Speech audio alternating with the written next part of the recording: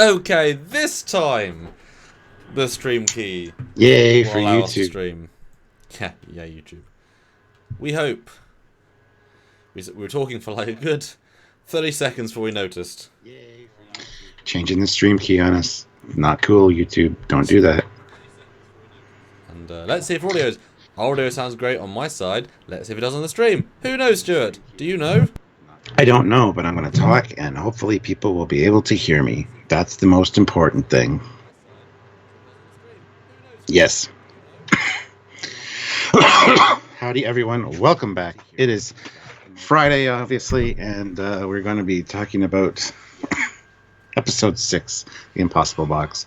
Now, I said it was Friday just because I'm me, and yeah, you know, it's actually Monday. This is supposed to be done on Friday, and it will be like from now on pretty much, unless, you know, something comes up on Friday, which happened last Friday, which bumped it to Monday. So, you know, we'd scheduled our edited review for a premiere, and I was there in the chat, and it confused a lot of people, and it was fun to confuse people. I did a funny. I mean, I thought it was at least fun to have something out at 10 that people might be able to come on. And there's... I hear other versions of Yeah. No, I shouldn't. Yeah. Okay, sorry. Yeah. Yeah, no, I thought it was a fun idea. Like I said, I was at a convention. I was doing a favour for a convention group over the weekend, doing green screen photography. And I had the busiest, most stressful Friday possible, filming, editing, get everything done before we left for a 2.5-hour drive to the location. We got at the hotel about 11:30. To then wake up and start work at 8:30, so it wasn't great. And also we started filming at 2 my time, so I was going from 2 till 7:50. Or where is it? It was a very, very long day of constant stress, but it worked. You guys got all weekend with the videos, and I think they're pretty good. And we filmed 3 more today, so you'll have your full set. But yes, we're here for the full long discussion, and it's kind of nice because I rewatched the episode just now, having not thought about it for a weekend because I was too busy. So I basically watched it almost fresh again. So I've now really let things mull over and really think about it, and I have new thoughts or more focused old thoughts. Ooh. I don't know. Rhode Allen, try hitting refresh. He's saying no sound, and then, okay, I'm getting lag. Everybody else saying the sound is fine, so that's good. 100 people here. Everybody hit that like button. Let's get the likes up right off the hop. There you go. I quick like. You happy now? Yes. And Thribs was like, I'm not hitting like because I don't know if I like the video yet. Seriously, Thribs. Don't be that guy. Don't be that one. Because, you know, have you ever really not enjoyed one of our lives? Come on. Just hit live going in. Or hit a thumbs up going in.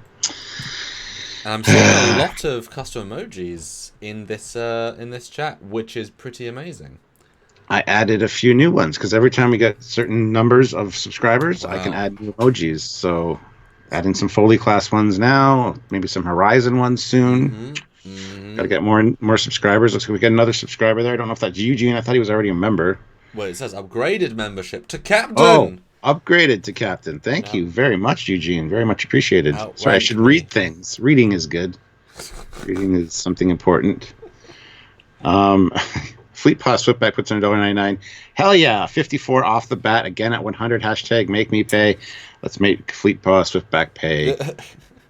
We're already at 70, so we're already doing pretty well. Ooh. Two new moderators. We got Joshua Clark on board now, and also Sci-Fi Nation.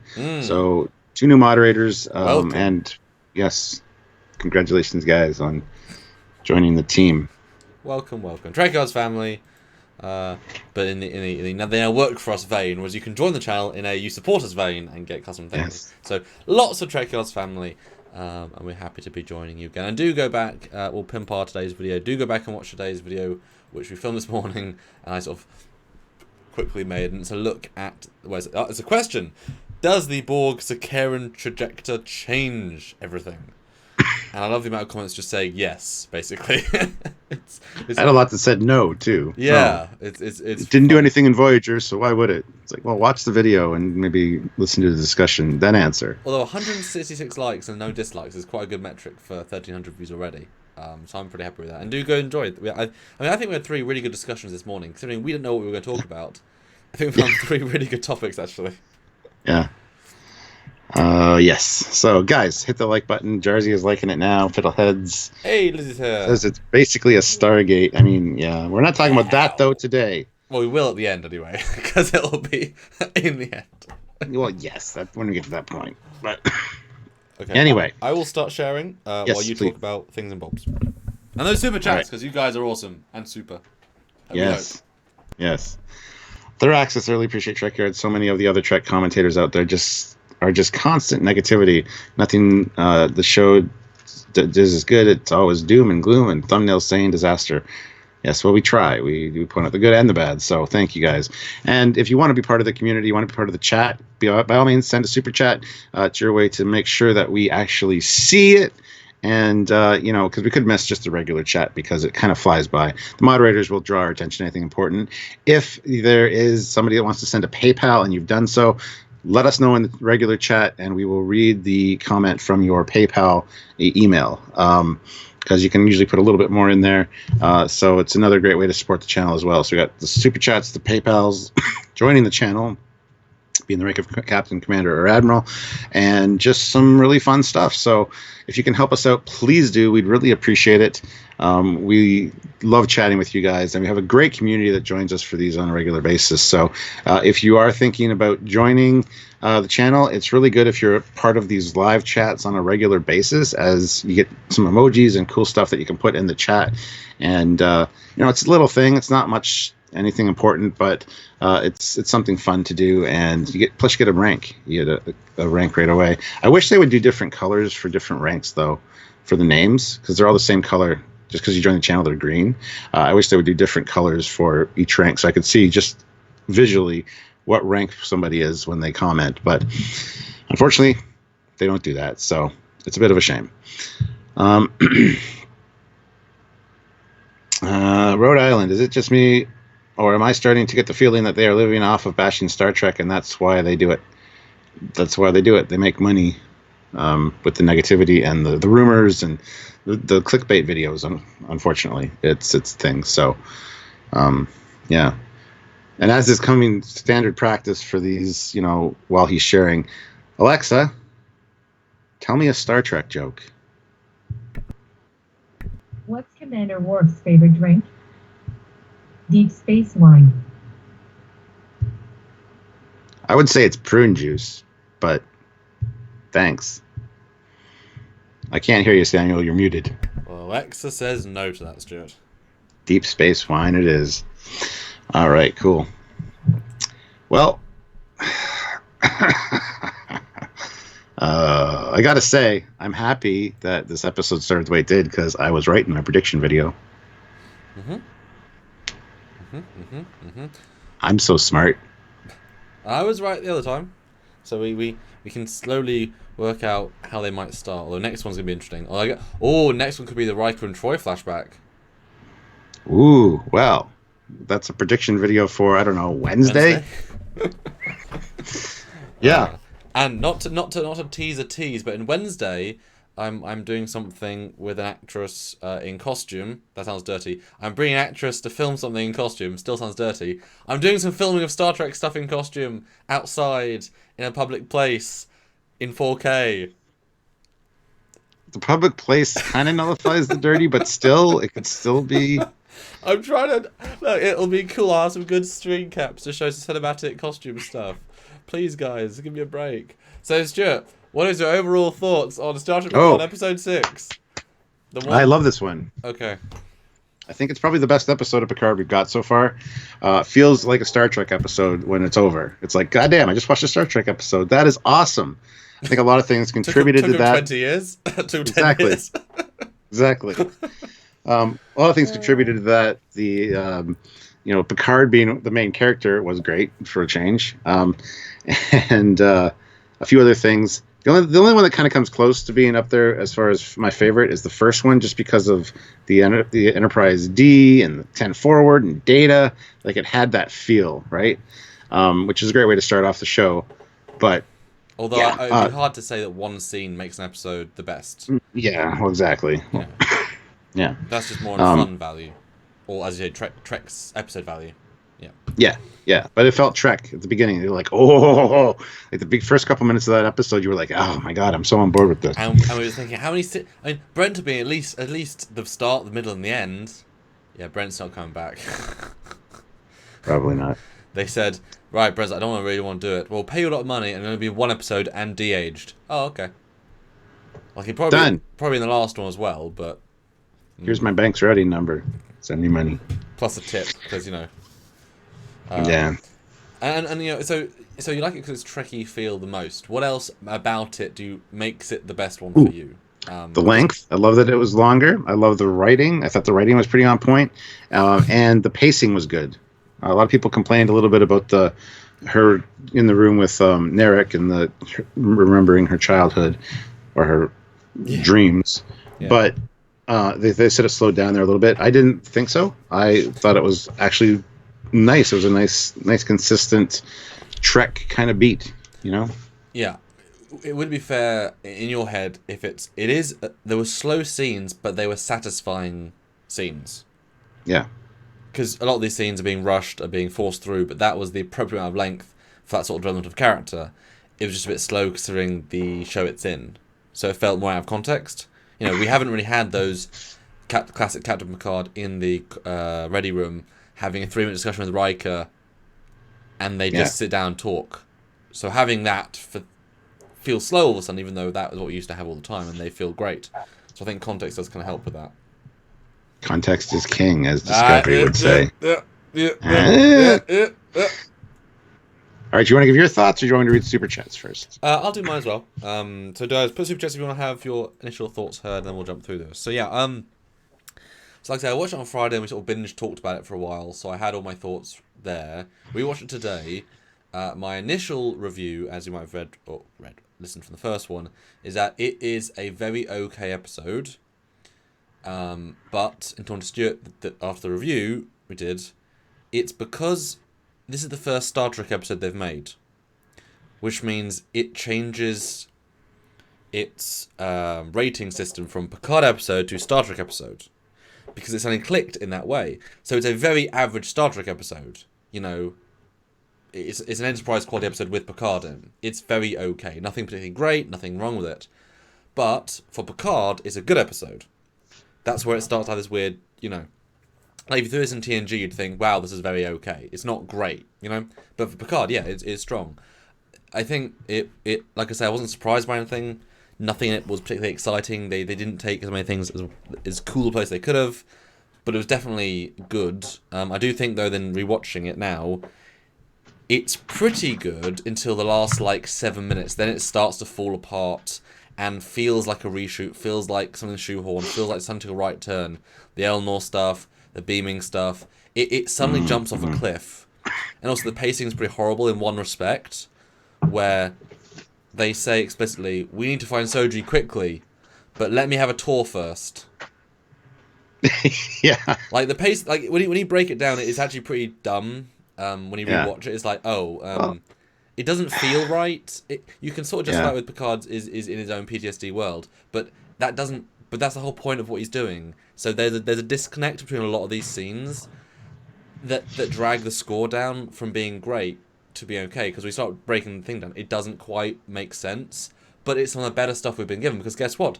It's Captain Picard, or Admiral Picard, on a Borg cube with Hugh dealing with the consequences. Like, these are things we actually need from a show that's in Star Trek, and we get proper L-cars, and we get proper, we get a decent ship shot. These are things we need, and we've been heavily remiss from getting. But boy, by God, this should be episode 3. Yeah, no, I agree. In watching it, seriously, episode 3, and then episode 1's the setup, 2 is Federation, 3 is they've skipped there. Can you imagine coming from the Admiral saying I hate Picard to this episode, different Admiral lady or Captain saying gotta give him, you know what I mean? Like, that would have been a great 3 episodes and really on point. So that was a missed, but that's the whole season, isn't it? Pacing's one of its biggest problems. So that's kind of my thoughts. And I got to say, the scenes with Hugh, the reunion was on par with this little brief minute-long discussion he had with 7 of 9 in the previous episode. It felt very Picard-like and well-written, and Star Trek. It just felt good. It felt like putting on a nice, comfortable pair of shoes. a bit apart from the terrible art design for me anyway. Well, yeah. And like I said, the fact that it feels so disingenuous that he's just having a tour. Like, he should see Soji first, make sure she's safe. But we'll get into that later.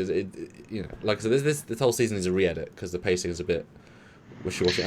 Okay, hold on. I just want to jump in. Susie Juice, we do not ignore first-time super chatters. We don't ignore any super chatters. We're getting to the super chats.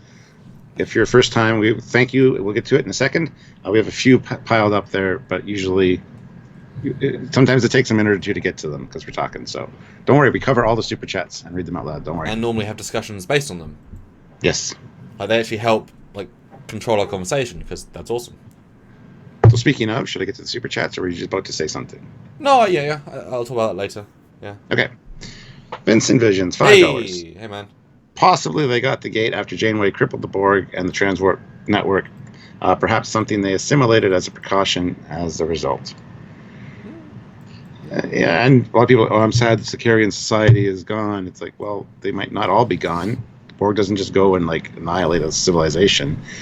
Maybe they modified the technology so they didn't need the planet's quartz crust to make it operate. So they had it on a ship and they were out and doing something and they got assimilated. Who knows?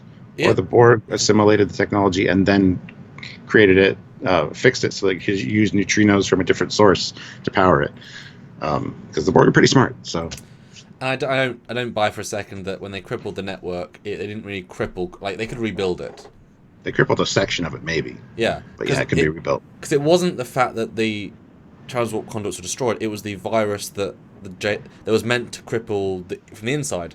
But by the end, the Queen was saying we've also cemented the cure to the virus, so she can cure herself, just not quick enough, implying that it will adapt, but after some amount of damage. So they crippled it that day, but give it a couple of years. I mean, they're the Borg. They can never really be destroyed as long as there's nanoprobes still around. Yes. Yeah. All right. So Susie Juice, $10. Thank you very much. Thank you. I believe Star Trek Picard is setting up Discovery Season 3, where the Federation is in shambles. Yes, we've had this discussion. We think there's a few things leading up to that, even some clues in the trailer for Discovery Season 3. Oh, God, yeah. Which we tie back to synthetics. So, yeah, there's a lot of really interesting things coming up, and I think they're going to try to tie them together, which... I think it makes sense from every perspective except the fan perspective. Because I think the overriding fans would rather Discovery be better. Mm-hmm. As long as they don't like it, but just be better. Canonly and storyly and whatever. But, when Voyager and DS9 were on the same time, boy, do you want them to be connected, and boy, do you want crossovers, and Nemesis comes out, and boy, you want to reference Joey, and, it's just, Finding Discovery was better, Mm-hmm. Yeah. So, yeah, there's probably going to be some kind of tie-in knowing the writers. Especially, I mean, they literally wrote themselves into that. Yeah.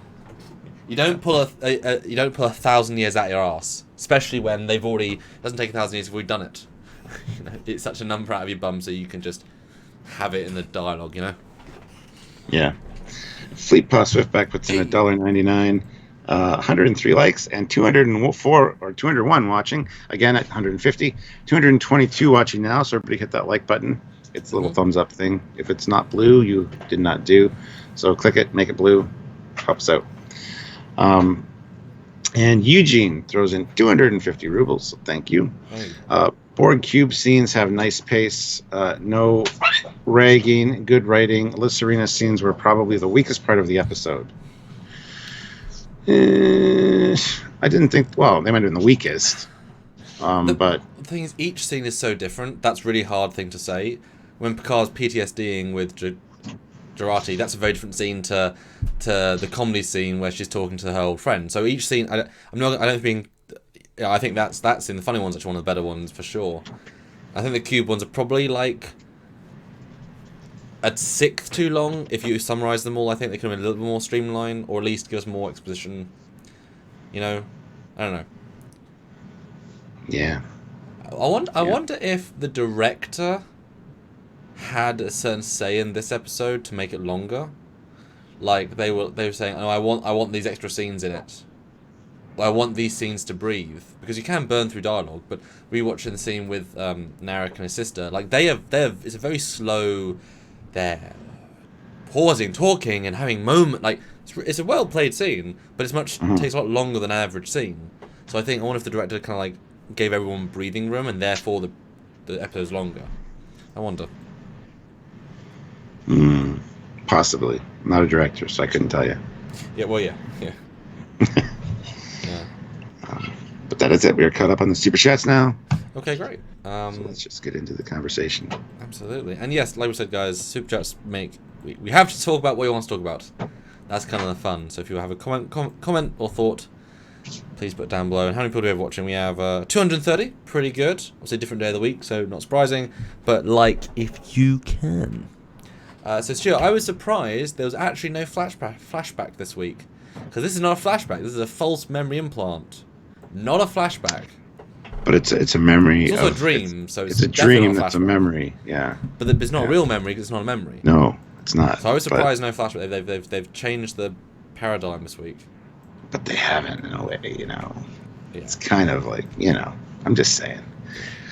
But no, it was a well shot scene. I thought there was even some Dutch angles going down the hallway, like something weird's going on here. I gotta say too, the casting for the young Soji is spot on. Yep, looks like a lot of times I don't believe, when they cast a younger person for whatever. It just doesn't feel the same. This definitely looks like Soji, so good job on that. Although I know it's the point, but her having the necklace is like... This is Soji, guys. Yeah. I mean, she's got so little character traits that necklace is the only thing that tells you, apart from she's, Asian-y. But yeah, it's nice and gentle. It's nice and paced. Walks in, sees the orchids. And obviously, the dad was the orchids named after the orchid, or the orchid after the person. Whichever way around that was. Yeah, he named the orchid after Daj, yeah. There you go. It looks like the orchids are there to obscure the view of the lab or something. That's like... Yeah. Well, you wonder how much of this is... Because what is this telling us? The dream is to... They say later it's two parts of her brain trying to conflict with each other. But is this scene actually her remembering the lab from I think so. Memory wipe? I think so. It's probably her like on the table looking up. That's why she can see the moons and whatever. But she doesn't think she's artificial. So she's created this scene where, as a young kid, she walks in and just he explains it in a great line of dialogue, saying that one side's conflicting with the other side, and it's creating these things. And also his balance of telling her and not telling her is pretty good. It's a bit tiresome when we know, but for her it's nice. Like he's leading. I mean, he's controlling her. Boy, his manipulation of her is like his claws are in her psyche. I mean, seriously. Jarzia though, $5. Cypher Commander suggests Picard saving Soji may lead to a downfall of the Federation, meaning facepalm. Mikey Burnham cleans up the mess. Heavy sigh. Well, she will either way. That might not be because of all this. One thing that Narek postulates earlier to try and... He never reveals who she is until after. He says that you might have been planted here with fake memories as a way of sort of like saying you are still real but fake memories. So I wonder if the twins they are older than 36 months or 37 months as the test stuff is, and that is their new identities to be on this mission. But I wonder if he hung out like Maddox, lived with them for several years developing them, and so she actually has memories from pre-false memories. And I wonder if that might come out at some point. What do you think? Or was she created to do this mission, or was she already there living and therefore these new memories? That's a good question, because it does bring up she's on the artifact for a particular reason. So I don't know if she was created specifically for this meeting or this mission, but I find it interesting that they're looking for a nest of them because there's more. Like, or is there only more anyway? Yeah. Like we don't know if there's only two or what the situation is there. So I don't know. But I think, they were probably specifically made for their missions, their independent missions. Yes, see, I prefer the other. I prefer that they were like wiped and new memories implanted. Like he might have made like nine sets of twins, and they're the ones that volunteered. Which I kind of like the idea of, just because then we might see flashbacks of them both together at the place at some point, and kind of like see a whole load of twins. Maybe. Depends. But yeah, then she wakes up. We got a $2 super chat from Titan D with no comment, but thank you very much for the super chat. With a Defiant. I think that's a Lightwave Tobias Richter render Defiant that's incredibly small. Thank you. Oh, nice. Cool. Yeah. So she wakes up and he's like, bad dreams. She's like, I don't know, and they have this back and forth. I mean, it's an all right scene. He wants to know everything about her, and she's like, why, care for me about my mind and all this. It was all right, I guess. This scene makes me kind of cringe in a few ways because I guess he just sleeps there every night and no one catches on. I mean, they're meant to be secrets, but I would have thought he wouldn't necessarily sleep there in her room, or at least they sleep in his room, in a private part of the cube. It all seems a bit strange. And considering last week, the week before, they sort of fell out, it felt really odd to then see them. Like, what is she? She doesn't like him anymore. Like, that was the influence from last week. They had a falling out. Why? What does she see in him? Why does she still like him? Is she just doing him because she's something to do? You know what I mean? Maybe. It doesn't feel real. I mean, it's not real because it's all program stuff. But they've not quite set up this connection, so it just feels like this is just something to do. Literally. Well, yeah. Especially she's like, as soon as she wakes up, she's all totally awake and can think, and she's all like, oh, well, you want to get inside my brain, don't you? Oh, you always think I'm a spy, don't you? So all these that things being you'd said, say, That being said, her memories are questionable at best. She thought that Dodge might be dead from what the information she got from Ramda, tried to contact her mom, and has not once brought up Dodge again. Doesn't seem concerned about her, doesn't seem anything. So her memories are suspect at best at this point. Like, what is she remembering? Is the reset that her every night wiping that? Because as we find out later, all the calls to her mom are exactly 70 seconds every night, and she falls asleep. Yep. So almost like she's getting a short-term memory wipe each night, because Dodge is not mentioned again. I think you'd be concerned about your sibling. You know what I'm saying? No, that's a really good point, actually. So you think that or maybe, actually, you know what it probably is, to double back on that the mum is a AI designed to kind of like monitor and protect, and also awaken her when she needs to, and keep her asleep when she needs to. So if she's calling him every night, I'm sure that's the program inside Soji saying, I'm malfunctioning, I need to have maintenance. The mum helps her reset that, and if Narek has questioned her and made her think, am I real? Then the mum program can sense that and resets it out of her brain, which is why she doesn't remember the conversation as it was, which is why the negativity's gone, because that's directly linked. Yep, I can see that. I kind of wish that was in the dialogue anywhere, because we're really extrapolating. It might be mentioned later. I can't imagine that was actually thought up in the writer's room, because we're thinking pretty deep here. Well, look out to our radio, puts in £2. Maybe she got given the memories of a real girl. Somebody was saying, what is she remembering specifically? But as I kind of pointed out, he mentions it in dialogue. Why does she dream? Why would he give her that ability? Yep. And he thinks it's the robot or the synthetic side, and her id or whatever, which thinks she's real, kind of making sense of it and putting that together. So, who knows? Yeah, fair enough. Fair. Olivia Julius, $5. Do you think the gateway thing on the artifact is how the Queen got from the cube to the Enterprise in First Contact? Ooh. Could be. There would be enough time between him being Locutus and that to acquire the gates. Because, that was always kind of weird. Well, but there was more than just her. There were other drones that were too, so I could see them using that. I would say no, just because they do say there's an energy surge from the cube sphere before it was destroyed, implying they beamed, and our shields were down. So they pretty much, put it this way, that would be a heavy retcon, because they obviously meant to just have beamed. Like, there was never, we're going to have a special gateway that our fellow TV show 3 years ago invented. Like, that was never the intention. They just beamed over. And the gateway, you can only take so many people, whereas a beam, you could beam like 50 drones at one time. So I don't think it was ever used in the canon. I think that, it was never used in the canon.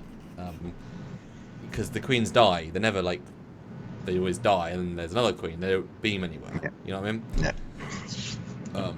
But it's It's interesting. Michael Parker, $5. Do you think that it's possible that 709 and Hugh Borg have any Borg enhancements currently? Well, yeah, she's still got the thing on her hand and the eyepiece. He's got an artificial eye where his other one was. So they probably have the same kind of abilities as like Geordi's artificial eyes. So I would assume they have some kind of enhancements still in their bodies. So yeah. I mean, we've seen her often in the show use her special eyesight to see things. I mean, yeah, she's absolutely enhanced. And Hugh, I think, would be less because I think he'd want more of the stuff out, and then Seven was clearly okay to be with. But I think Michael means like bonus stuff, like to be a ranger. But I think she's already default so powerful because remember she could reroute her internal mechanisms to have a force field. She's got a lot of that stuff in her. She's already pretty powerful. Doesn't need anything extras. Yeah. Cal Clay puts in $2. Thank you. Endgame, the network's been obliterated. 709. That's a quote. The current network. Yes. Now they could rebuild it. They absolutely could. If a cube can go from like 58% destroyed to fully functional in a few hours, yeah. Yeah. Or a few minutes in Star Trek Bridge Crew. There you go. Look out to our radio, But 2 thanks pounds. for reminding us. Thank you. Could be Maddox's real daughter's memories. We've thought that's that. interesting. That's interesting, yeah. Would make sense. But then it wouldn't be daughters with... Maybe it's Girardi's real memories. Maybe he used her memory engrams or something. Yeah, because they wouldn't have had kids with Dorati, should know that. I mean, that would be an interesting double reveal if she's an android, but she was an android after the other one died, kind of like Sung, because maybe that's why the age difference is odd, because he did know her 15 years ago, then she died, made a replicant, put her out there. Maybe she was there on Earth, but that's just the same storylines from TNG, so it's not, Yeah. Aku puts in £10. Oh, thank you. Thank you. Maybe Trajector does still use the planet, so only used for emergency escape because it always takes Queen back to Sicarian world. This would mean Picard is now in the Delta Quadrant, though. Spoilers. Well, they say which planet he's going to, but even Soji at that point says they can use that for a range of 40,000 kilometers or 40,000 light years. Yeah. So it couldn't get him back to the planet at 75,000 plus. So, I guess they're in the Beta Quadrant, but they said it would take... I rewatched the scenes, and they said it would take several decades off their trip. So the Beta Quadrant is not 30 years from Federation space. It's in Federation space. So I love that thought, but to be honest, I mean, the Borg could easily create a planetary scale spheroid which has bouncing, like, you know what I mean? They have the resources to build what do they call it in the show? It was a sure you didn't really watch it, but magnifies it. It amplifies it. Thank you, amplifies it. Yeah, the crystal amplifier. I mean, they could just build that. I mean, so like I said to you in our earlier video today, it's like I think each ship could have one of these things. Just the size of the cube and how it's been refitted to do it affects how much space you can travel with it, because it can, resonate and be used. Not really against that. But thank you. Cal Clay puts in $2 and says, would Hugh help the cooperative Borg faction? I'm sure he would. What's the cooperative Borg faction? I guess the one from Voyager, where they're just like the small little collective. Yeah, let me Google that. Oh, yeah, they would. Oh, yeah. Yeah, you're right, they will. Sure. Of course they would. I think he'd be definitely on board with that. Yeah. So. But yeah, this scene's okay. But like I say, I don't buy their relationship. But I like the reset idea. Yeah, I was going to say, sorry, this scene's not my favorite, but it's short enough. It's just the right length. It gets over quickly. Oh, and this is where we find out, too, about the Romulans, how they have a name for their family, a name for everyone else, and then a name for their beloved. So they have 3 names. And I love how the scene ends, where she asks him a question and says, Narek, And he's like, "That's not my name," and walks out. Like, what a douchebag move. And he's so dismissive in this scene. Like, he goes from being like favorable to, "Oh, I don't like you." Like, if you were a woman, I guess you like the bad boys hard to get or whatever. But he's not a good, like, he's not boyfriend material. You know, none of his scenes would be boyfriend material. I'm just saying. Yeah. He's not good to her. He really isn't. And all of his dialogue is so, like, to the mission. I would not be, if I was a woman, I would not be okay. I'd be like, you're obviously doing something here, mate. You're not that good in bed to deal with all this bullshit. You know? No, we don't know how good he is. So. Well, he is a secret.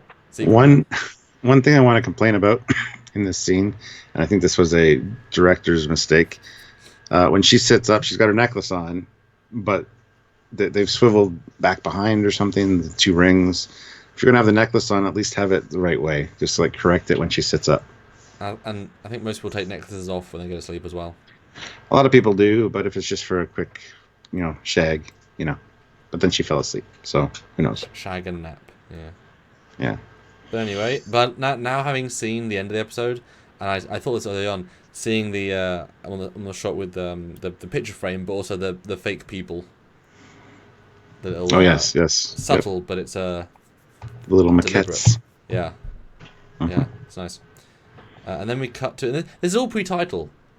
It's a very, very long pre-title. It's like a third of the episode. And this scene is I both like and hate it. I hate it for how it's shot. Because the set is grey and dark. The close-ups are grey and dark. The long shots are grey and dark. And the art design is not good. It's the most visually... I mean, look at the shot of Picard. I mean, it's nothing. It's just nothing, you know? It's completely empty of any sort of visual anything. It's so dead. Well, having said that, even the flashbacks to Maddox are the same. You got the gray wall, you got the gray bed, you got the gray shirt, you got the gray hair. It's all very colorless and flat.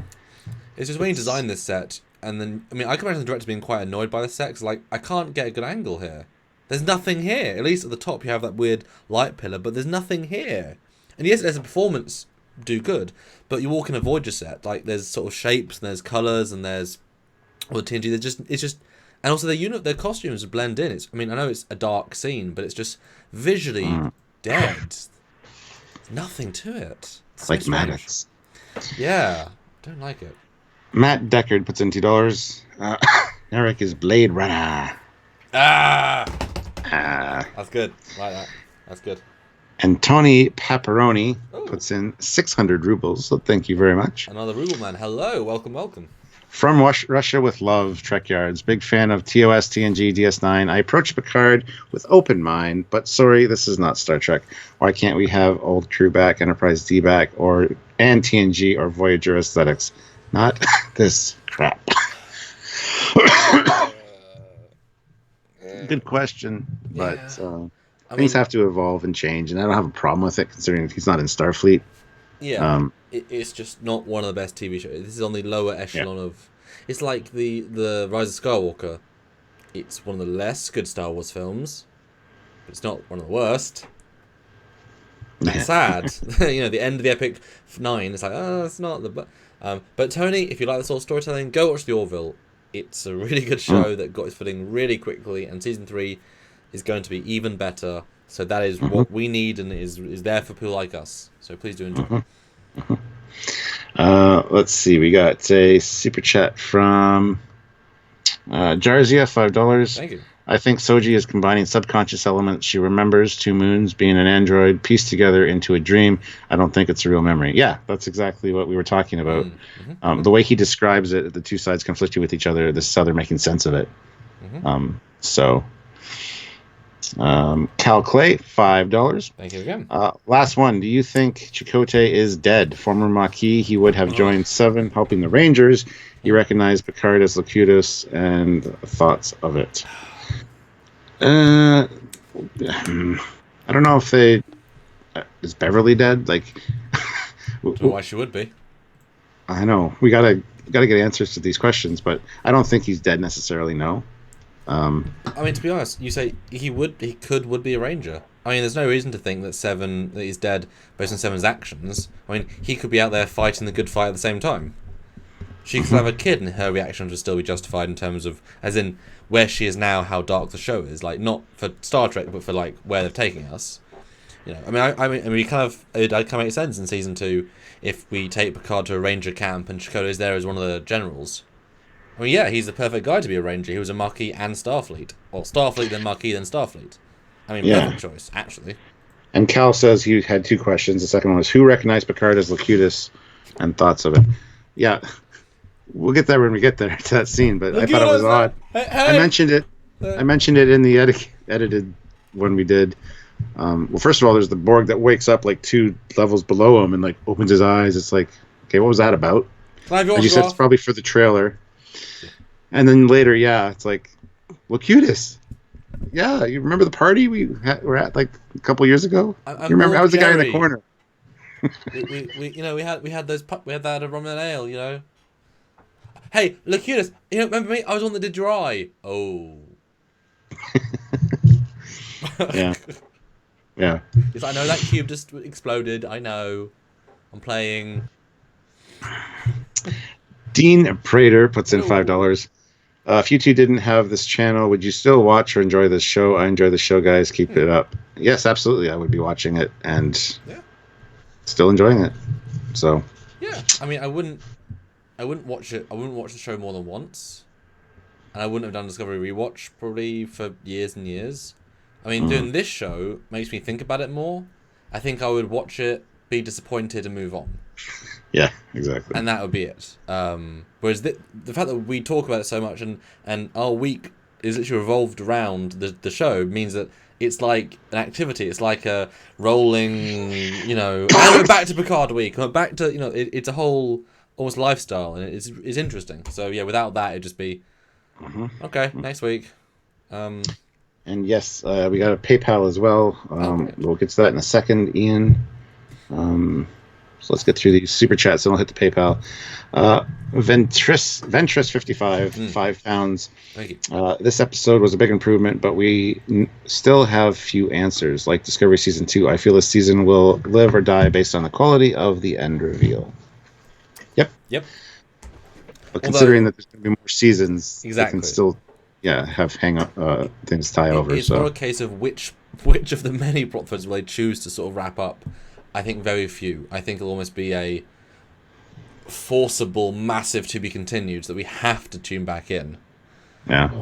Like a really frustrating to be continued, honestly. I think that might be the way we're going here, with the lack of story progression. Taurus 69 puts in $2 and says, 282 watching, 154 likes. Guys, if you haven't hit like yet, what are you waiting for? Hit like. Don't be shy. It doesn't bite. David Schroeder, $10. Greetings, gentlemen. Keep up the great work, and just wanted to help Trekyards with this small donation. Well, thank you very much, David. Much appreciated. And, thank you for watching and enjoying. Thank you. Ian Warrender, though, sent us a PayPal of $50 Canadian, so thank you. Oh, wow, dude. Awesome. Yeah. So I really like this episode. One gripe, why aren't the Borg masters of the galaxy set up on a scheduled planet near galactic core, build 5,000 of those 40,000 light-year translocation gates, and start conquering planets cube-free?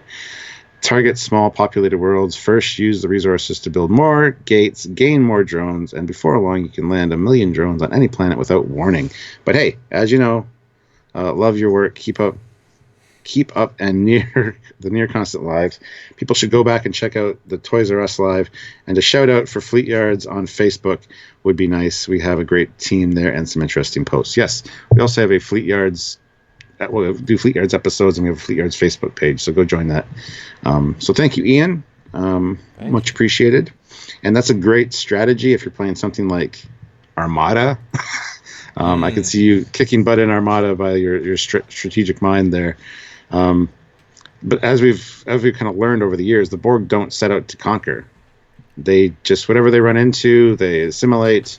If they have a specific goal, they'll go after it. But generally, they're not there to dominate the galaxy. Because at the fundamental level, the Borg are after perfection. they're after improving themselves, and therefore destroying something. The fact that you can walk through a Borg cube and not be hurt until you make a threat means they're not there to cause a menace. So it's a case of always improving, adapting, getting new stuff. They ignore societies that don't have good technology. It's a very interesting technique, and I can imagine there's a million Borg ships just roaming the galaxy, just flying around, exploring, learning, and assimilating lots of things. Or if there's a warring race that's too powerful, they might go into a sector just to simulate every single planet, so they have a big base. There's things. Yeah, they're clever, but also they're single-minded. They're a good hybrid of that. Yeah. Yes. Cal Clay, $2 Canadian. Does New Trek remind anybody of Roddenberry Andromeda show? A little bit. I mean, when we first heard the premise for the show, I thought that's exactly what it was going to be. And I was like watching Andromeda and thinking, what if this was Captain Kirk? And, the Enterprise. And they had to rebuild the Federation. Yeah, so. Jersey had $2 and said pass. They did. They did not assimilate the Kazon. They even make a point of saying that in one of the episodes. 7 says it. Species whatever. Species whatever. It wasn't worth assimilating. So it takes time and bad effort. Hair. Yeah. We'll assimilate their bad hair into our own. But yeah, back on this scene.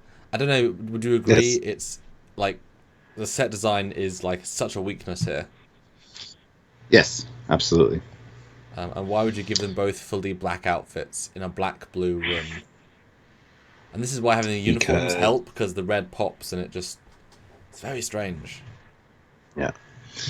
Well, we find out here that Maddox died, and she makes the excuse of the meds were stabilizing him, but his heart just couldn't take it. And we get a flashback to him dying. Mm-hmm. And then she says, so you find out that the sister is on the artifact. And Eleanor's like, the artifact? Yeah, it's the Borg. Like 7 of 9? No, not at all like 7 of 9. Yeah. It's pretty good. Pretty interesting scene. Picard just buys what she's saying, which is fine, because... there's no reason to not trust her. Yeah, exactly. I think he's disposed to like her because she's young and probably reminds him of young officers. But it does play a little bit too... Oh, okay, moving on. Especially with the EMH, that fact that's not even been touched on is bizarre, and it will never be touched on.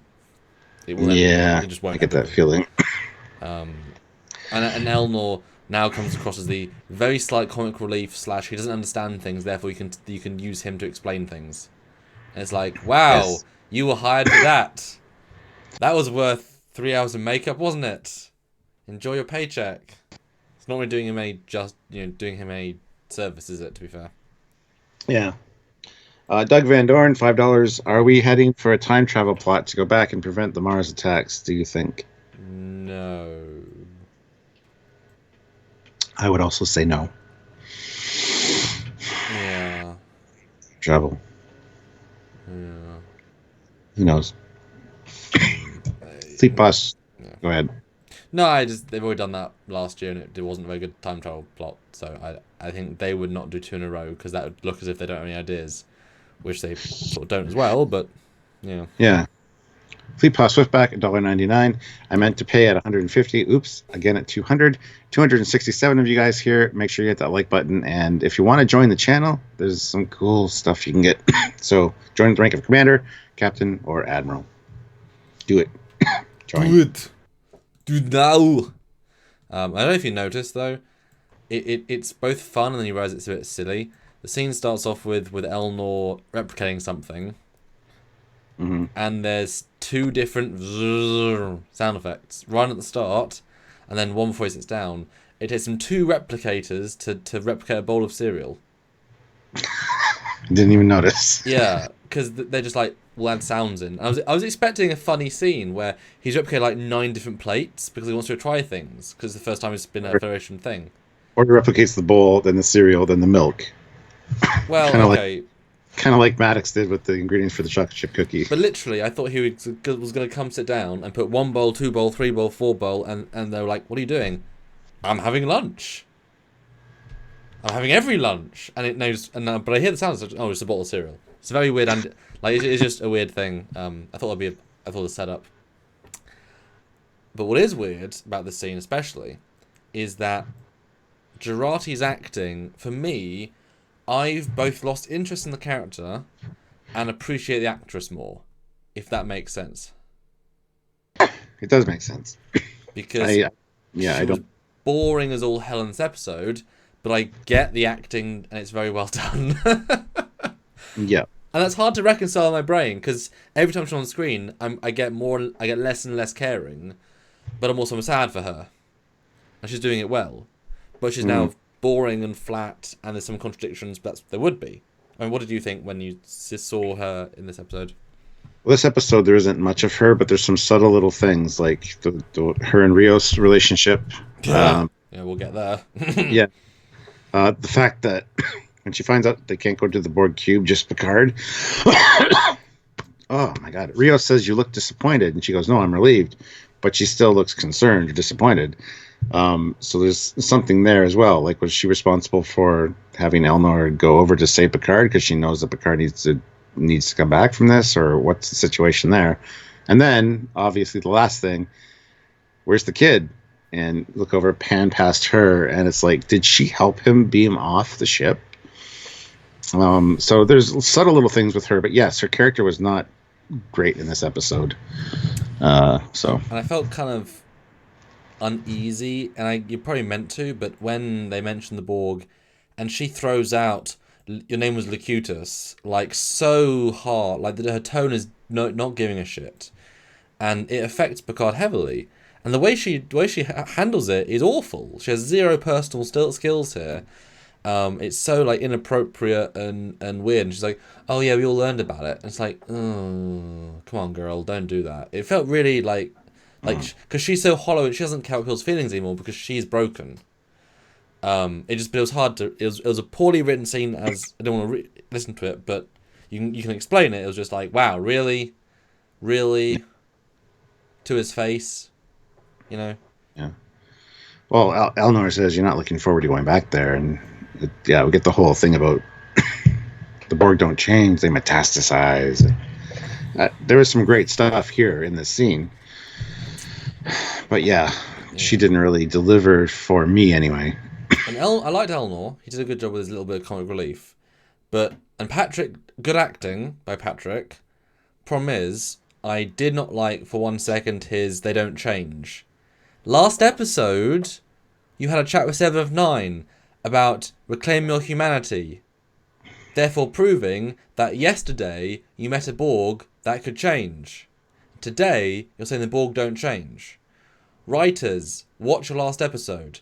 And also, later in this episode, you meet Hugh, and you talk to the crew about, there's a guy there that we know, I knew him, and he's smiling. That ex-Borg changed, proving what you're saying here is wrong. This Picard has forgotten lessons he learned 20 years ago because the writers want him to give him an arc that he already learned. It annoys me because this is not in character to Picard. Now, the only way I can justify it is that he's having PTSD and he's now regressing to a place of emotion, but he's devolved as a character in this episode, I'm very sad to say, because I do not buy this line for a second because he knows it for a fact. And once Voyager comes home and they report to him all the many Borg that they saved, Unimatrix Zero, and they collect the people who escaped, he would have read those reports. He would know. He would have met Icheb. Like, for God's sake, he knows they can change because once they're escaped, they can change. So I hate the line because it's not what he would say. Do you know what I mean? I kind of disagree a little bit, but I know what you mean. Please go into, because that annoys me quite a lot. Because he's angry right now. It's the PTSD kicking, and he's got a lot of anxiety having to go to the cube. So he is building himself up a wall around himself, saying that, they can't be helped. I'm not going to rescue all these Borg on this ship. So, they can't be helped. They metastasize. Screw them. And then later when he gets the tour of the cube and he sees that Hugh is doing good things, he makes a point of telling Hugh, you're doing good things here. It doesn't have to be perfect. You're doing what is a good thing. And then he gets that, the smile to the other guy or whatever. So he's feeling more comfortable with the situation as it is. He's just building himself up, walls around himself to protect himself for when he goes to the cube, that he doesn't have to worry about that. Yeah. I mean, I think both of our points are valid. I think he is, though, right when he talks about the collective will never change. They won't change. But the people in the cube will. Because he's directly referring to the people in the cube won't change. But he knows they can. It just feels weird because he himself changed. It's just a weird scene. It should have been better written, I think. Or at least more clarification. I don't know. I thought it was fine. Tony Paperoni, 300 rubles. Thank you again. Hi. Will they bring back Q? Maybe it's all his doing. I mean, we keep hearing this Q thing, Q rumor. Maybe. I don't know. That'd be a cop-out, though, I think. So. Yeah, I can't imagine he would be. That'd be such a weird one to do. Lizzie Smith, £2. Thank you very much, Lizzie. Off to bed. We'll catch up tomorrow's. Keep up the good work. Thank you. We will.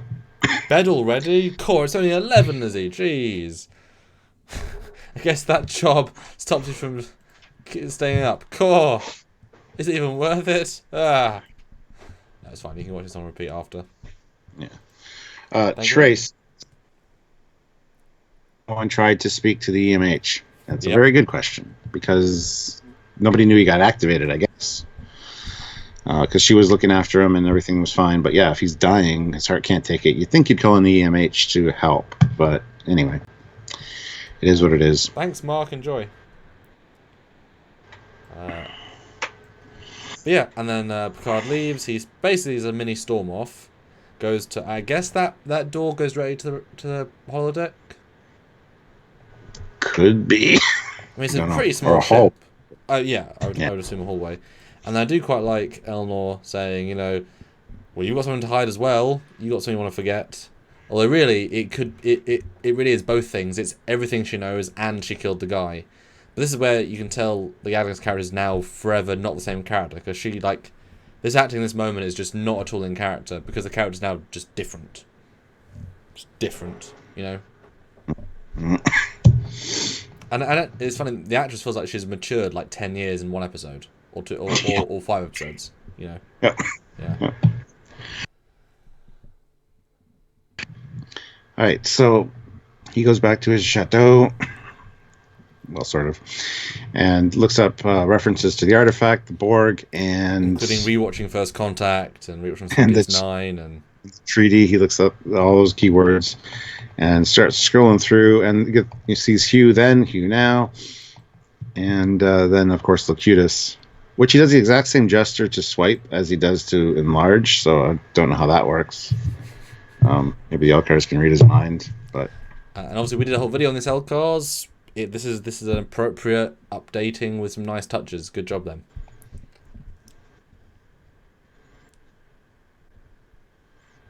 Very good. And this is one of the situations where the see-through hologram actually works.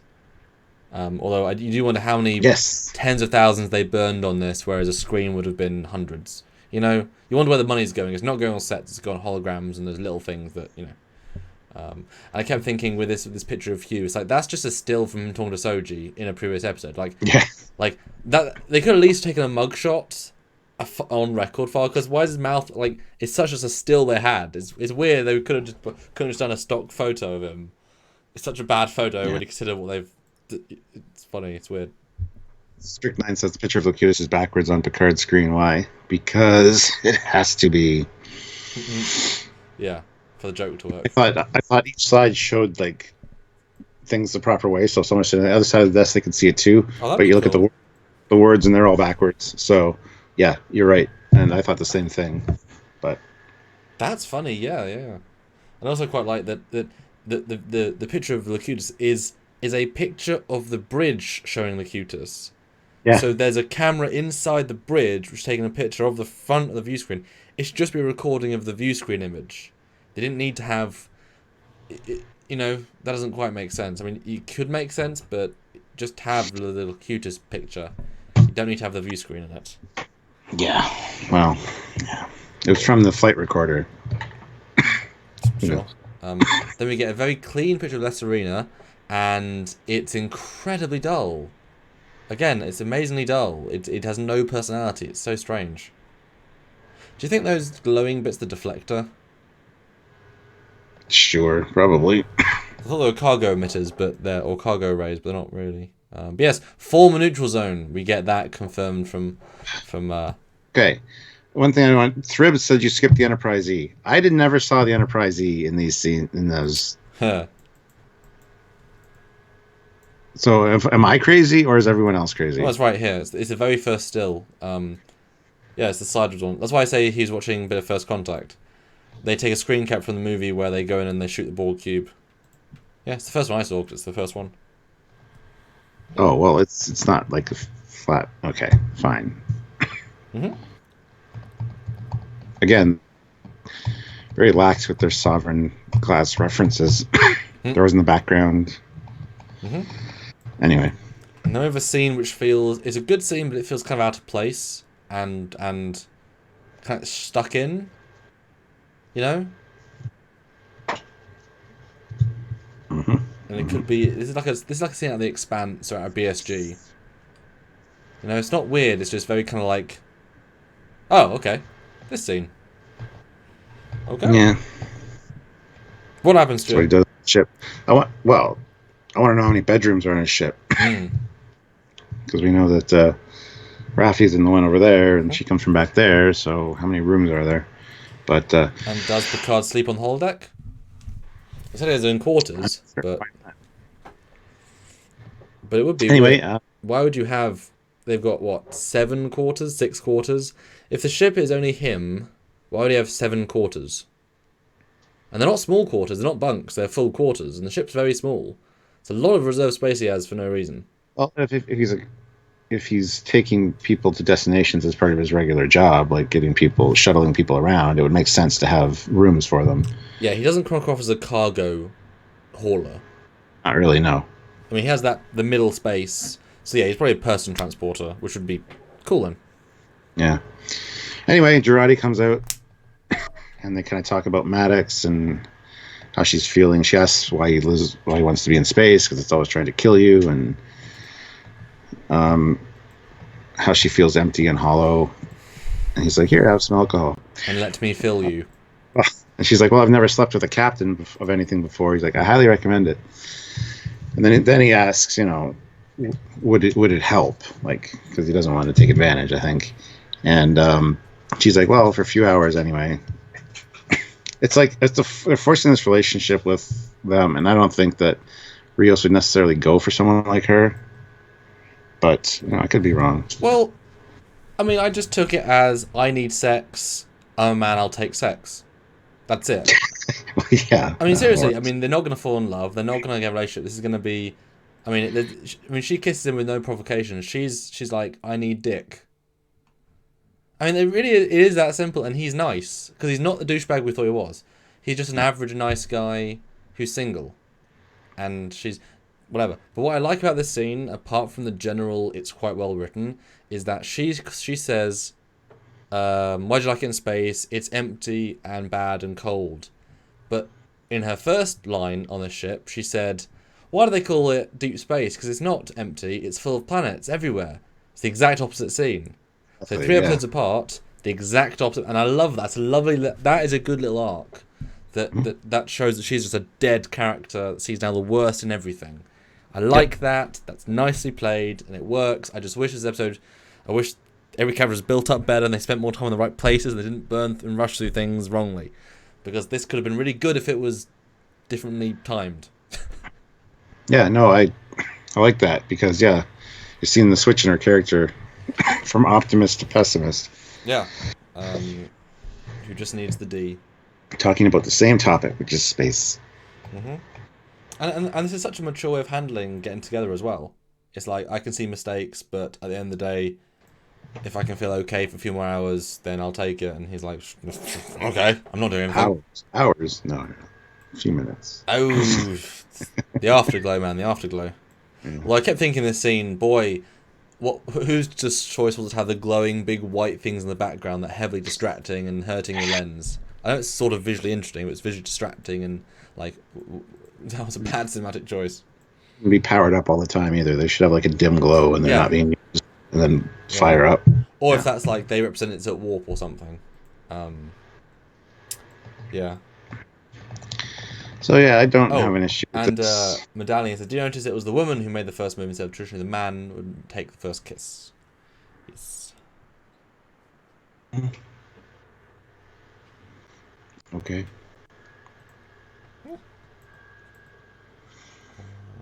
There we go. All right, now cool. the Rubik's Cube of puzzle. Ugh, I hate this scene. This is Ooh. one scene I could use without. I don't hate it. It's good. It's just it's one scene I could really remove from this episode and not care because I don't like her. I like Narek, fine, but every time she's on screen, I'm just like, I'm done. Next. She's just such an uber bitch. Yeah, this is basically the talk about patience. She just wants to shatter the box to find out what's in the prize inside. And he's like, you have to have patience, sister. It was never your strong suit. And talks about basically how he's working with Soji as well. You know, turning things and manipulating them and whatever to get the desired results without activating her. So, I mean, it's an all right scene, I guess. I do without it. It's just quite long. This is the scene I mentioned that the director let the actors just be. And it's the same dialogue we've heard for the past couple episodes between these two. So no, that's the problem. Yeah, it's very, very repeated. And this lady actress, if I was the actress, I'd think I have the same scene 6 times in the same effing room. Seriously, like she is being given nothing good. And she's I like her like snide, like I'm a serpent, I'm playing it coy, but also smart. But she's given nothing to do of value. Well, like there's too many characters and they're not getting enough time. It's weird. I like how Narek gets a few shots in here, though. Yeah, he does. There's at least twice where he bests her. Oh yeah, and kind of shuts her up, which is great because usually it's been the other way around. Mm-hmm. So she's like, that I really appreciate. I'm taking control, and he's like, no, because you don't understand my plan. And then when he goes to talk and she's walking away and she kind of goes, oh, like to listen to him. It is well played. It's just, this is one scene I could really do without because it's the same shit over again. Yeah. And we know the payoff as well. Like, this is all, it's there's only so much story, Stu. I keep saying there's only so much story and they're extending it. I just wish it wasn't the same goddamn set every single scene. But what I liked about this one, and I paid attention while I was watching, is that this scene on the page is very dull and expositional dialogue, but you watch it, and even the way he says yes, and she's like, tell me more, like they're so characterful. There's so much snide and play, and the actors do a lot with this scene. I just wish it, like I said, it wasn't the same scene again and again and again. And I wish we saw this woman being like taking up like in the command center of the cube, talking to the organizers, and she's calling him to her office because she's now like the governor, because she's got like, I wish there was a sense of she was now implied in the command chain of the place, and then you get a sense of anything. But the cube is so one-dimensional with how it's portrayed. It's the same room, same corridor, same setup. There's nothing about the cube we know beyond the basic, and that's all. It's weird. It's weird. Or even the odd scene of her watching a monitor where they're walking down a corridor or in Soji's room or something would be great. And she really could have been great. I liked her better as the Federation officer because she kind of hates what she's doing, and that permeates. This is not as good. Eugene, 250 rubles. When they speak about the lab, did they mean the same lab Maddox told Bajango is wiped out? That would be Jazel. Or another. It was the same one as the one that got wiped out, would be my assumption. But you argued at the time, lab, not place they live. Exactly. Yeah. If former, does it mean there are two separate groups, Zatvash and some Zatvash Gulash? Yeah, no, it's not. There's not two groups. And I think it was referring to the lab that got molecularly erased with a molecular solvent. But anyway, cool little puzzle box thing. How long before this is being sold on StarTrek.com? Available today. And I like the concept of and also the Romulan ale. Small thing, but he does drink his own booze. Yes. Small detail, should get credit. I'm thankful though. I'm really thankful that the puzzle box doesn't have to be this big thing. It was a symbol. Last week we thought that could be like a secret code or something. No, it's just it's a mystery box with it's like a music box with a thing in the middle. There's nothing else to it. So I like that. Yeah. And DX2069, your messages are not invisible. We just are trying to get through this and focus on the story. So sorry, I'll pay more attention. Yeah. And guys, we are 283 people watching, which is great. Only 196 likes. Come on, that's almost 100 of you who have not clicked like. So come on, click that like button. I want to say 210 if you like the mystery box. Ooh. Or the box, the CGI opening box. Well, I think it's probably quite important they showed the box didn't kill at first. Because the tell killing is good. And is it the same box? No, well... It looks like different dimensions later, plus it doesn't have the figure in it, and... Anyway. Well, also, the figure definitely couldn't fit in the box. I mean, that figure's too tall. I mean, it is too tall. It wouldn't make sense. It's got a replicator in there. It can replicate things in the box. Or they... yeah. But no, I liked how that was actually approached in the end. But Narek is a weird actor, or the actor. He's so inconsistent with what he's given. Because what he's given is so inconsistent. He can be great and a bit flat. Mm-hmm. Too much, too little. He's all over the place. It's interesting. Yeah. Now this, I think, is a highlight scene. Yes, this is great. Yeah. Shrius is like, so we're going in here to this Borg cube, the captured Borg cube in roaming space full of Tal Shiar, but I have no problems with that because I know you have a plan. Good line. Stuart, this is the most... see if you agree. This, with the talking to the captain, the most Star Trek scene in all of Star Trek Picard so far. Yeah. Yeah, it's up there for sure. In terms of new scene, obviously Data, but that was old ideas. This is because Rios is fun and everyone's good in the scene, and the music is like, please think it's funny because we're trying to be cute and funny. Yeah, I noticed that too. Yeah. And Picard's like, well, it's we'll use absolute candor. We got to be serious about this. We got to let them know what's going on, because if the Romulans don't notice me as soon as I step on that cube, the Borg will, because they never forget their own. So we have to approach it from a diplomatic point of view and get me on board that cube. Yep. And Rios is like, oh, so what makes you think the Federation is going to get you on board that cube? Mm-hmm. And he's like, well, they're not. They're going to talk to. And our favorite character comes out. This is the best scene, though. This is the best scene. In this episode, yes. Well, yeah. I mean, I think this is in a top 5 overall. As we keep saying, this character has not been set up properly, so we can't care about her because she's not been set up properly. But seeing her be a good officer is better than any time we see her drunk, sad, depressed, high. She's better in that than when she's sad, because we don't care as much. Let her justify her part in the show by being a good officer. Yeah, and there's something about this particular scene I want to address, but let's get to the super chats first real quick. Okay. Eugene, 250 rubles. That's just a mystery box. There's nothing to it. JJ storytelling, exactly summarized. Excellently summarized. Taurus, 69, $2. 280 watching, 210 likes. We hit it. Well done. Thank you.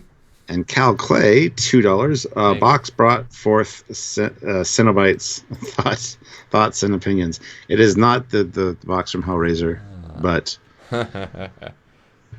It kind of looks like it. And Fleetboss whipped back $1.99. Hell yeah, 210 likes. Let's keep it up. All right, I got a pet peeve about this next scene. Not the scene. The scene's great, but I have a pet peeve about how people interpret the scene.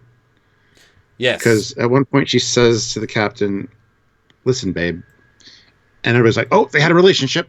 they were in a lesbian relationship at some point. It's like, no, that's just Raffi's way of talking. She calls John Luke JL, for Christ's sakes. It's one of those. She's one of those people that calls people sweetie or honey or whatever when she's close to them. And the same thing happened in the last episode with Bejazel. Well, 7 of 9 and her had a lesbian relationship. Where did you get that from? They knew each other. There's no indication that they had a relationship. Stop with the bullshit, forcing everybody to have this relationship based on one word. Just stop it. It could be the case, but very likely not. And it pisses me off every time I hear it. So I have a little. I can have a fun little thing to this. So this is a picture fresh off the. Unless it's side. Oh, it's everything sideways, is it? Okay. Well, this is a sideways picture. Do you know? Can you rotate things in OBS? Do you know? I don't know. Ooh, transform. Rotate 9 degrees. There we go. Right. This is me and actor Jason Carter, I believe is his name, who I worked with at this recent Babylon 5 convention over the weekend. Here is me and him hugging very personably. I met him this weekend. As you can tell by our faces, this isn't something being put on for the camera, in the sense of like, this is like, we actually got on really well for the camera, but like, this is a genuine like fun thing. And we had this whole multiple joke things over the weekend, because I was working with him on green screen, and by the end, we called each other babe occasionally, because it was a funny thing, cute thing, we had a good chemistry. I'm not calling this 59-year-old man babe because we dated when I was 10. Exactly. We had a fun little jokey rapport, and I was like, "Oh, thanks, babe." It just worked. He was that sort of jokey guy. Yeah. So I just had this. It's fine. Yeah. So, but do you agree though, like that annoys you, and that there was no line last episode that indicated that they had a relationship, or this one. It was just, for Christ's sakes, just get over it. It's people looking for that bonus agenda. When in reality, this character is informal as all hell. So she's just, I've known girls that call their friends babe, bitch, girl, darling. Mm-hmm. I didn't assume it for a second. They were obviously friends years ago. She got captured, she got drunk.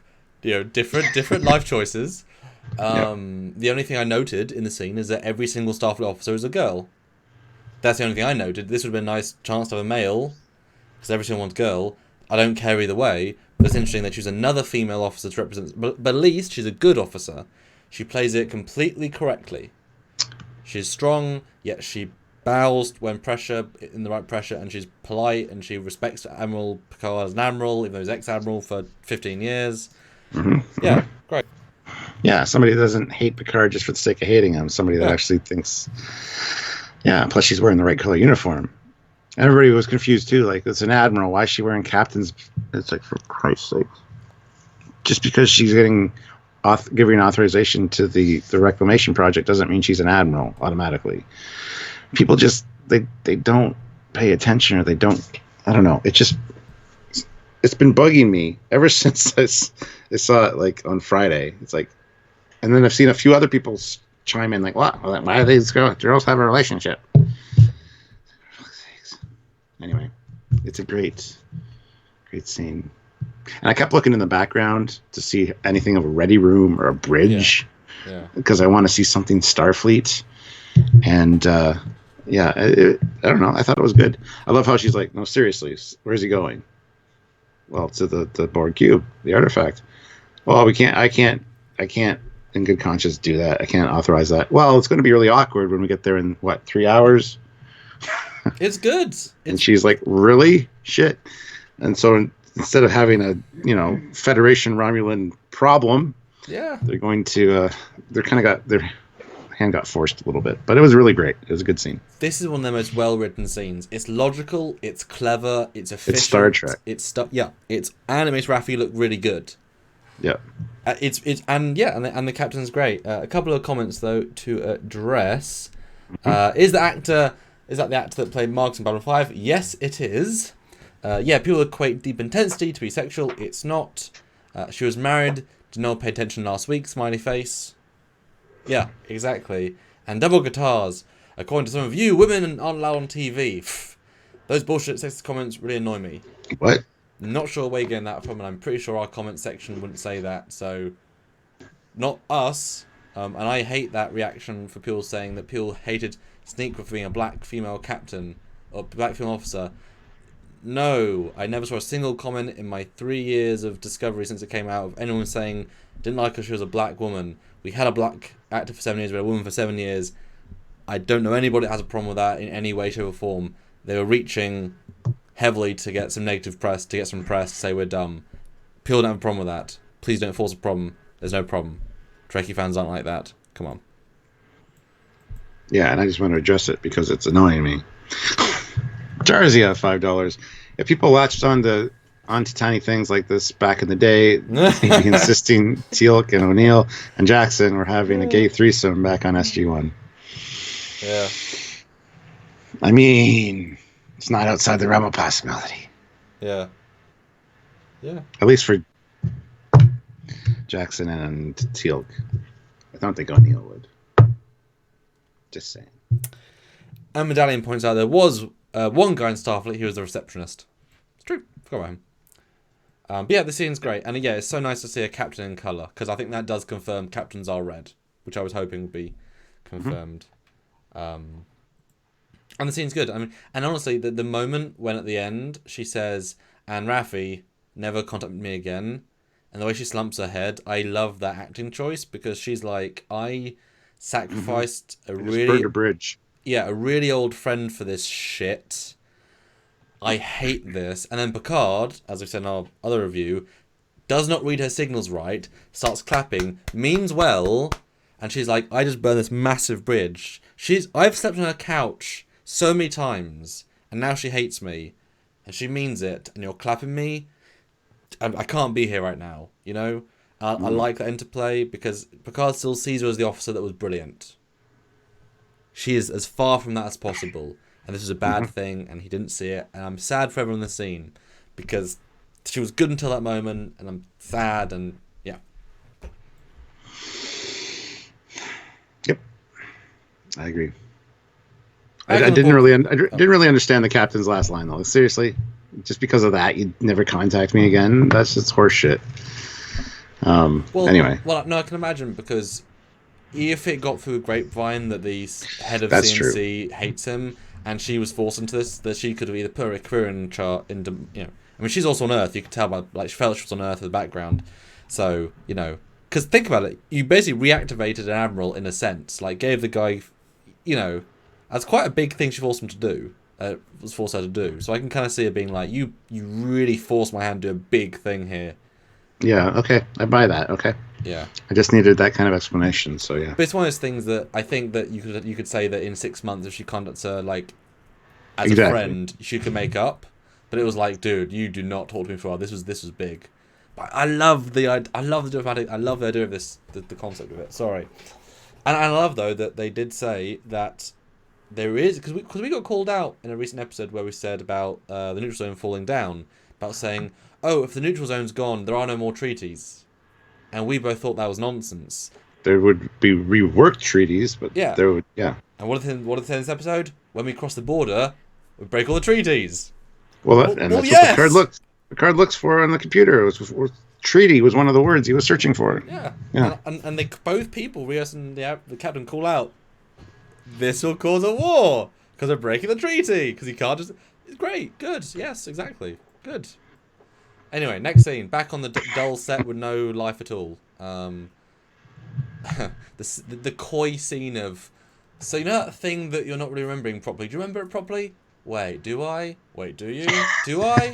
Don't I? You don't. I don't. Shit. Maybe you should talk to your mom about it. Well, yeah, I fell asleep when I talked to my mom. Every time I've seen the logs every night, 70 seconds each time. It's interesting. She's like, "Are you sure? I could show you the logs." Are you sure? Sorry. Yeah.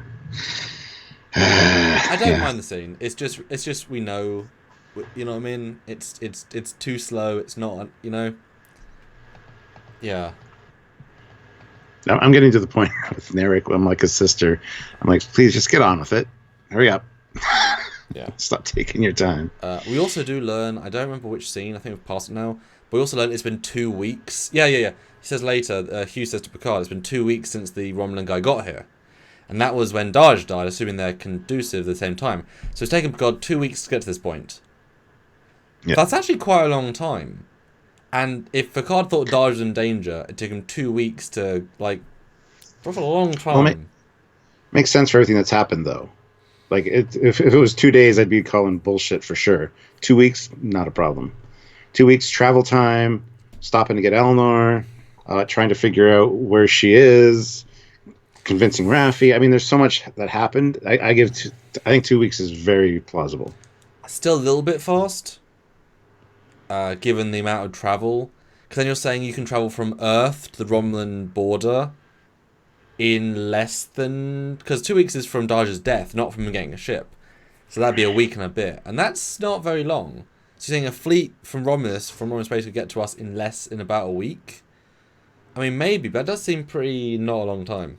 I know it warps fast, but it feels... We'd have to do the math, but yeah, it's not 2 days. You know what I'm saying? Yeah. And I could see these writers doing that because it's the JJ syndrome. Let's go to Earth Chronos, and it'll take us 4 hours. Like what? No. But also, it also makes you think. Again, Narek and her falling in love within 2 weeks. I don't buy it. I mean, I never bought it. I still didn't buy it. I know you sort of can in 2 weeks, but it still feels a bit contrived. Although it does confirm to us, I missed this a second ago, they are passing the Romulan neutral zone. It will cause a war. That tells us that the refugees were in Federation space. So the Federation allowed...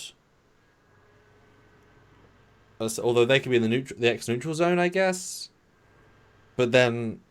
That's what the under the Listerine it said, the former neutral zone. They're 3 hours from the border, so maybe the other planet they just went to was in the neutral zone too. But they also go to Freecloud. Freecloud in the neutral zone? If it wasn't, it was Federation space, in which case so was the other planet. But it would seem weird. Why'd you house refugees in Federation space? Allow them to have a shield as well.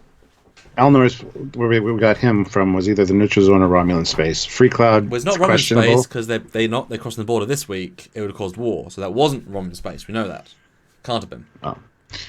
Freecloud, it's hard to say. Probably the neutral zone area, I would assume, but I don't know. But we need a map for Picard. We need a map. Yeah, because it'd be so weird to say that you can have a Romulan raider, warlord, control a planet in Federation space. And Thrib says the novel says that they are in Federation space, which doesn't make a lick of sense. I don't buy for a second a Romulan warlord can attack ships nearby. I know that Federation space is big, but a single cruiser could take on that Romulan ship. Like, whereas the Rangers are there to defend the ex-neutral zone, so it must be the ex-neutral zone that both places are in. But still, a little bit of a reach. Yeah. See, we like the stuff, guys. We care. We care too much sometimes. I think that's the problem. Anyway. Yep. Next scene, stupid. Raffi, go to bed. Yeah. Dumb drunk. Anyway. And then she's like, how long have you known me? You've known me for a long time. Did you know I had a kid? Yeah, I have a kid. What does that tell you about somebody? You know somebody for a long time and you never met their kid. I don't know. I don't introduce my kids to all the people I know because they live far away, or what? You don't have that kind of relationship with everybody. She is theoretically drunk, though.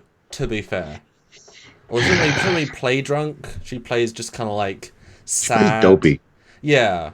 I kind of wish that Rios had more in this scene because he's just kind of there. Like his character isn't shining through, and again, we haven't connected to this woman yet, and this scene could be powerful. It isn't, and I hate this art design for this quarters. It's like nothing, It's just nothing. Which, if he ferries people around, is fine. It's like a hotel room. Yeah. It's just standard, right? So it's just this is an expensive TV show. And this is a set that you could build for a fan film. Anyway, back in the room that is every single set. Oh yeah, this is where she contacts her mom, and Mom, I think there's something wrong. There is, honey. It's early in the day. You should be at work. You're working too hard. As if there's something wrong. And then she grabs the thing out of the sculpting thing and like stabs her hand, but that doesn't work. Yeah.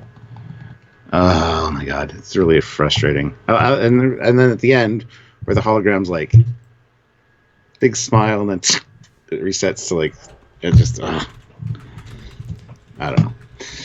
She was trying to push the limits of that 70 seconds.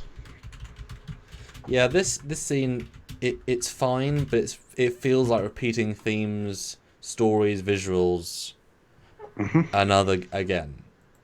And honestly, it makes me feel sad for the actress because she's been given, like, she was promoted. She's just a plot device, you know? Because a lot of the time when you're reacting to a storyline, there's only so much you can do character-wise. And Patrick loved working with her, but he worked with her for like 3 episodes. You know what I mean? It's not really...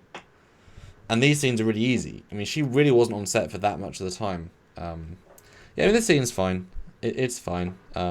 We knew what was going to happen. We knew what could happen. I kind of like that the room detects she's asleep and therefore turns off. Yeah. That's kind of a nice touch. But whatever. Oh, and then now the ship jumps out of warp Discovery style. Sound effect and everything almost. It's just completely Discovery style, but whatever. And then we get both nice and boring Borg cube exterior shots. I don't know if I like or not. Do you know what I mean? No, actually. They look cool, but also not for me. I don't know. It's weird. Well, I do love this though, where Rios is like, "Yeah, we have Admiral Picard on board. He's got a special request to see the administrator, and he's got special permission to be here, limited to and whatever to the director. He wants to talk to him." And then he's getting all the flashbacks, and you know, it's what you get for just watching First Contact. But Eleanor is like, "I want to go with you. My oath is stronger than any diplomatic, permission." And Picard's like, "Nope, you're gonna stay here." "Oh, I hate this place already," says Eleanor. And then Picard pulls out the necklace, and he's got like this old, decrepit mummy hands. I don't know. Yeah, it's fine.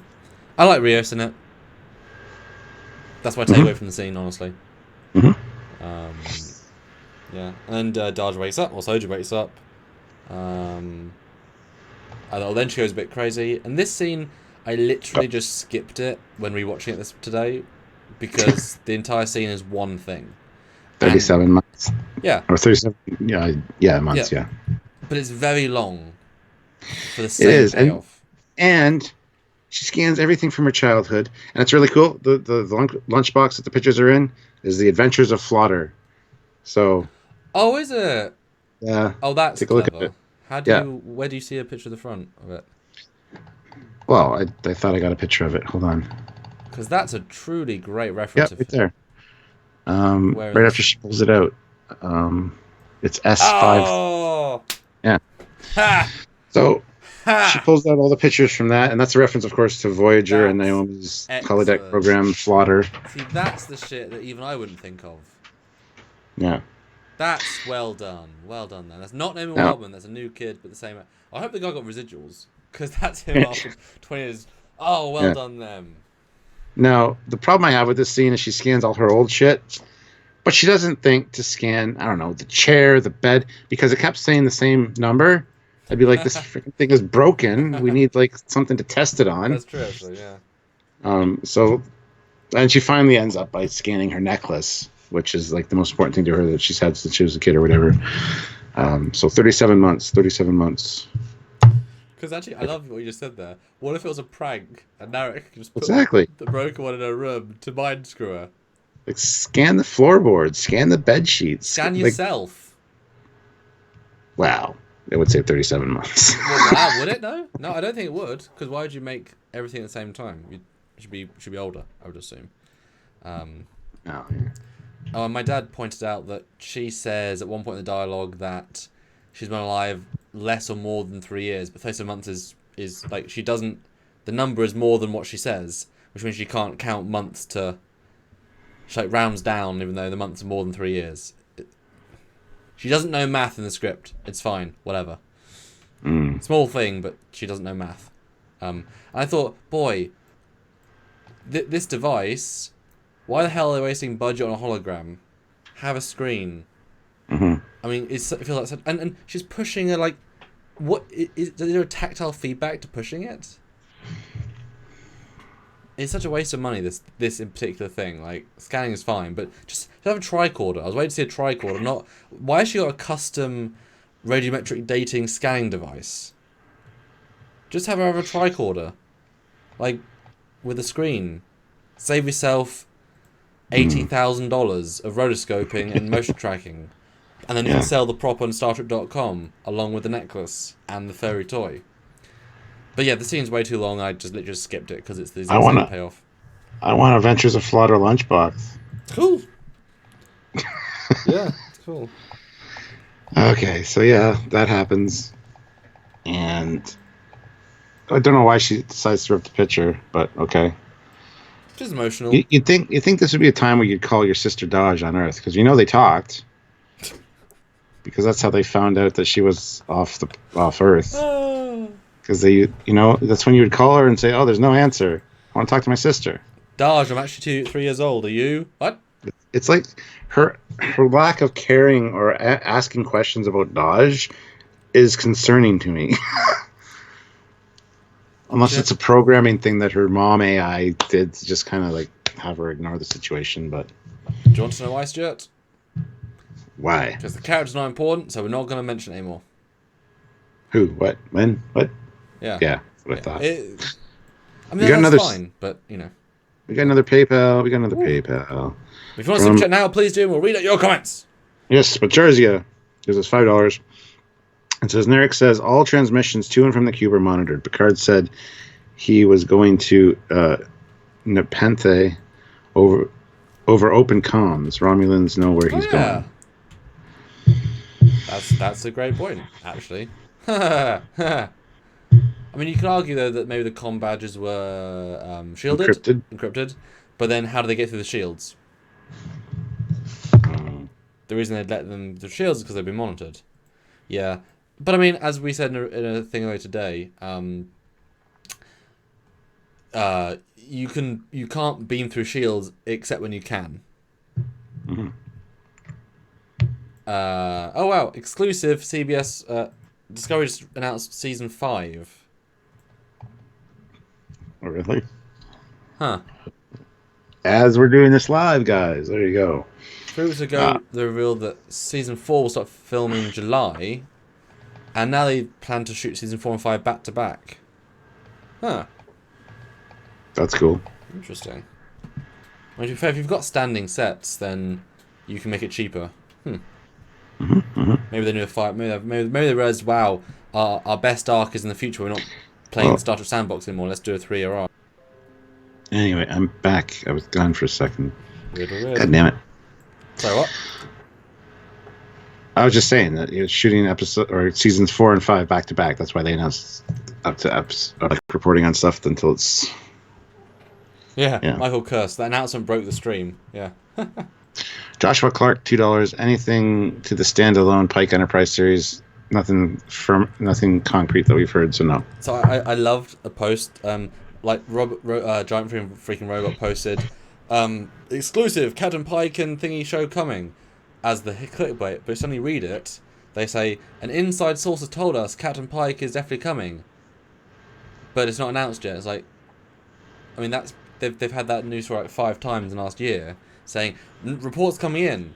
Like, okay, a rumor told you, but what if someone just gave them a tip that it's coming? I mean, it doesn't mean anything unless it's announced, as we know. And please God, do TV movies of Pike. Don't do a TV show. Do TV movies. 2-hour TV budget movie.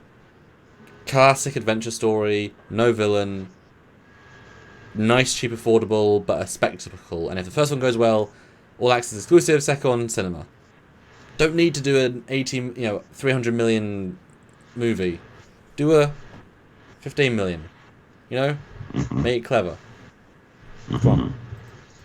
Bernard Francis, $5. Thank you. Good evening. Loving Picard overall so far. Loving your breakdowns even more. Much love. Thank you very much. Again, greatly appreciated. We love hearing that. Thank you so much. Oh, speaking Clark says on. If the actress is pregnant, why isn't it in the story somehow? Oh, is the Soji actress pregnant? No, Tilly, I think. Oh, yeah. Oh, okay. Mary Wiseman. Oh, that's true. Well, back-to-back boy. She's not going to be in the season very much, or that would be part of the storyline. Star Trek, baby. Weird. I'm all kinds of disappointed about that news, by the way. Might not see her as much in the show. You know, other reasons. Anyway, moving along. So it's Picard. It's time to beam aboard the cube. And I gotta say, Rasek says there's been no confirmation from CBS, and this is not the case. No, the news sites are currently reporting it. As it stands, unsubstantiated rumor. Yeah. Yeah. Wait. Hey, if it gets announced, we'll actually talk about it. That was something I saw, and I was like, what? Really? Sorry, Stuart. My apologies, just responding. Final thing on that, then. That's all right. That's right. Anyway, so he beams aboard, and I gotta say, for somebody that's got PTSD about this, and is beaming over alone, I think this is very well played. It's creepy. You see the walls like doing the reconfiguring thing, which is neat. So I don't know. I think it's quite impactful as far as he immediately starts getting flashbacks, and we see a bunch of scenes from First Contact, and then he kind of stumbles. You know, I think it was very well played. It was very well acted for somebody that's kind of reliving something. You know. Anyway, just saying. I agree in theory, and to standards this show has given us, yes, completely. For what this show can do, is wonderfully well handled. That being said, he was on a Borg cube in TNG. This cube is nothing like that Borg cube. It doesn't have any feel it's resembling at all. Nothing stylistically. And so if you're going by visual, then he's getting no parallels here. PTSD. Mentally, yes, obviously. But I think it was the sounds, because there's some subtle sounds that are Borg cube-like. Yes, there are. But you know what I mean? Like, he'd be like... If it was the Voyager style, then yes. But it's so disconnected from the style of the Borg cube that you know... and also the fact that in First Contact, he approaches a Borg cube and has none of this. He's completely focused, and yes, his anger, things turns to hate. And yes, he wasn't on the Borg cube, but it's interesting to see the difference of complete dealing with it versus complete failing to deal with it.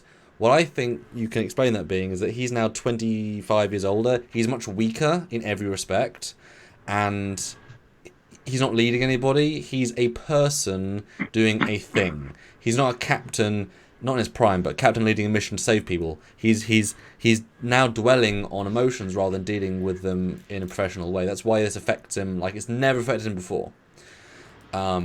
That said, if the art design was better, I'd like it better. And you know, small things like that. But yeah, it's good. Although, like I said, this is new for him. He's never had this reaction before, and you know, considering he walked around a Borg-ified Enterprise E, totally fine dealing with it, and he's on this Borg cube which is generic as fuck, and he's like because he's older and hates his life and wanted to die. So that's why, really. So yeah, for Picard, yes. For Star Trek, wish it was Voyager set. SWTX Chaser, $2. Is this a hipster cube? Yes, this is the nightclub cube. Yeah. But then he gets kind of attacked by some Borg drones, even though not really. Yeah. They're helping you. They don't want you to fall. But before that happens, this other Borg, like 2 levels down, activates and opens his eyes. And then we forget about him. It's like, that's going to be important, and it never is. Hey, at least the Borg art design is not bad. No, I like it. I like it too. And it's really funny how we see, in all these long shots, multiple Borg people with the exact same 3D model. With everything the same. So there's just lots of cloned Borg people.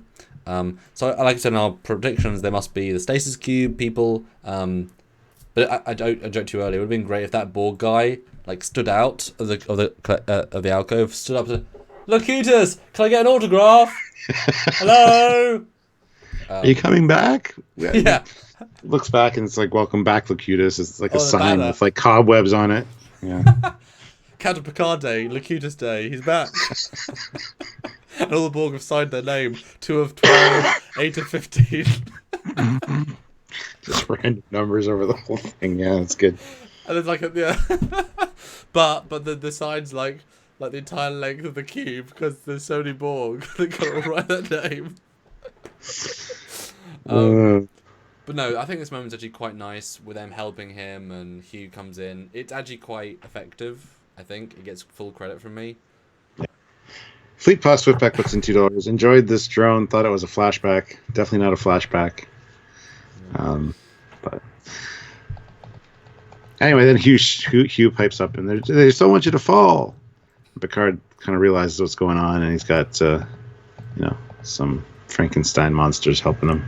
And it does make you wonder that when you put these two side by side, one is mutilated and Picard is fine. Wow, tech really devolved in the last 30 years. Well, they're Romulans. They don't care like the Federation does. I know, but the tech has been available to de-assimilate for 30 years.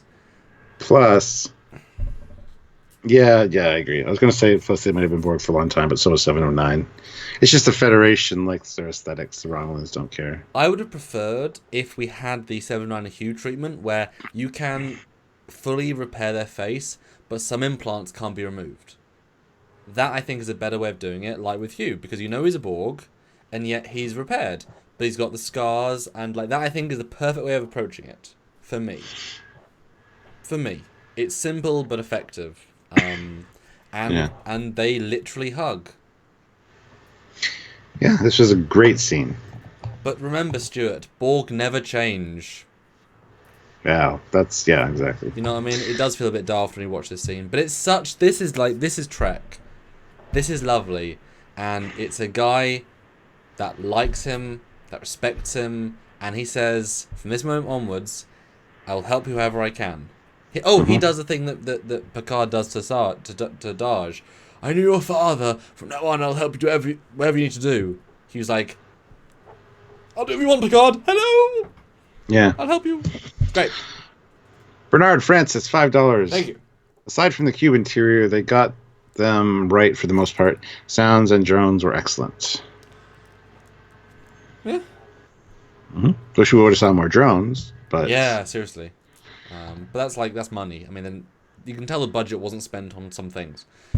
But it both hurts me and I like the fact that when he walks through, you hear assimilation sounds, which is weird because they're not being assimilated, but you hear the same sounds.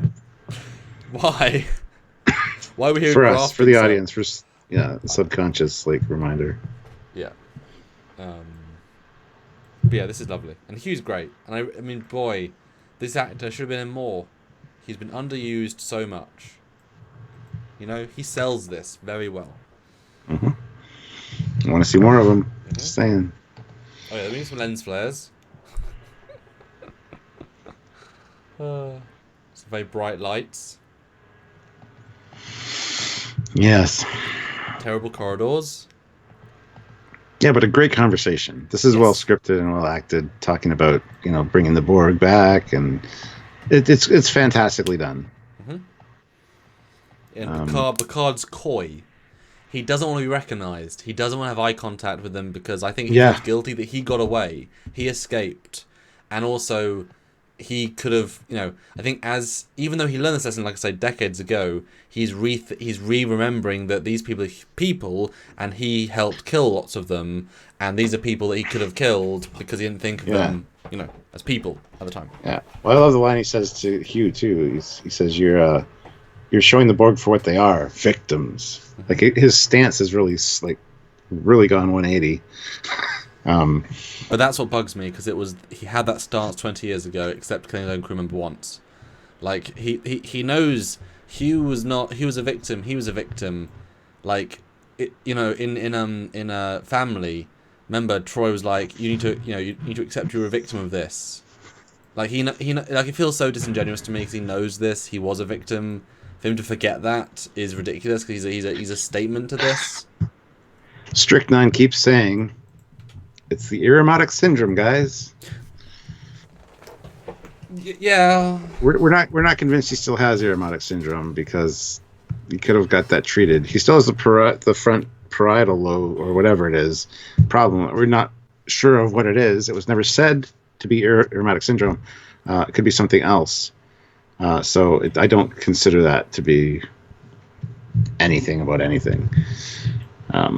It's a lazy out that they might use because they invented the he's ill they could or could not use or never use. It's just a plot maybe, which they might retcon later or not. He hasn't got aromatic syndrome directly because he's not experiencing things, and it would be a really bad cop out if everything was just a dream here or a hallucination.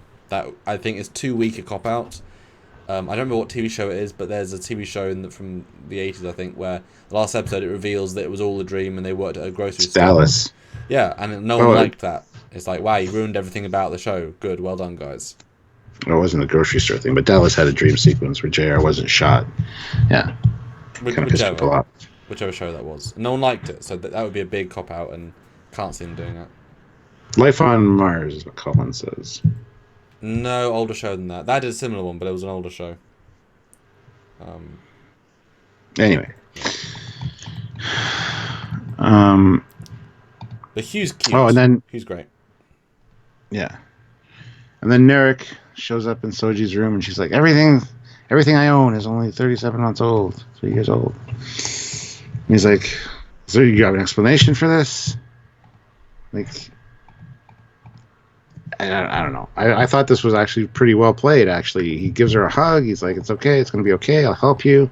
Let's go do this Romulan ritual, which she knows about. I love how she keeps upping the stakes with him. Like, she always, like, calls out the Romulan things that she knows. And he's like, how do you know that? Yep. I love that she knows those things. I think that's so well played. Yeah.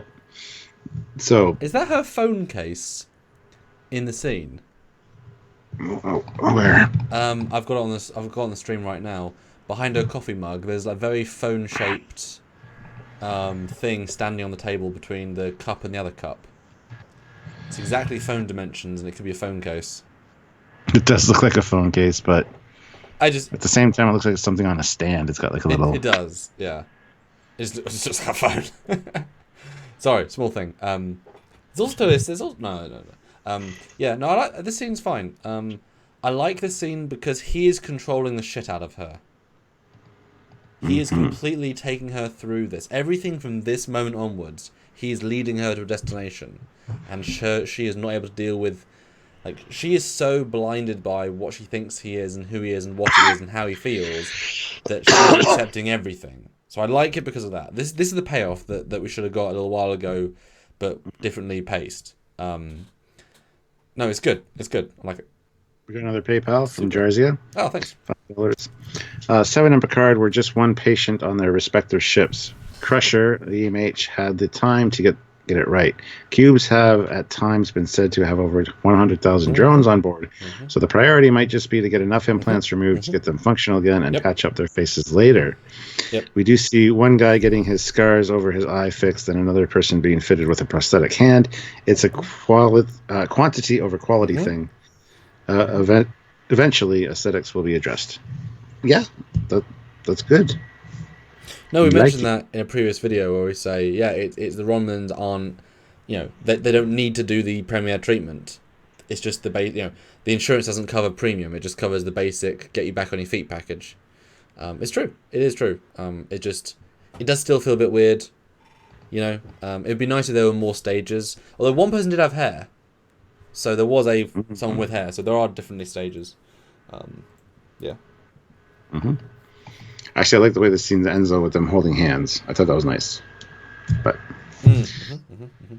yeah. All right, so then we get the prosthetic hand bit, and this is the whole conversation about what you're doing here is good, Hugh. This is good. And then Hugh pipes up and says, imagine an Admiral Picard advocating for the ex-Borg. That would be epic. And Picard kind of gets a little glint in his eye, like, hey, maybe something I can do if I don't die in this mission. Yep. Another mission for him. So, although my only problem with that is that he would have contacted him 10 years ago, 15 years ago. Like, you would think this had been, it's such an obvious that Picard's the poster child for successful deborgification. Borg was on a cube to kill Earth, was saved, destroyed the next cube that was tried to destroy Earth, and then lived for 35 years as a post-human with a promotion, and like, he's a poster child. He might not want to be, but he is a poster child. Why was he never brought in? Because plot. That I think is weak as hell, but whatever.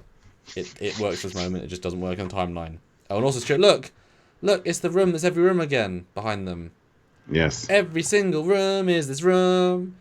It's redressed every single time. I really don't like it. It makes me feel the show's really cheap. But yes, Lady's got hair, so you can have hair. Mm-hmm.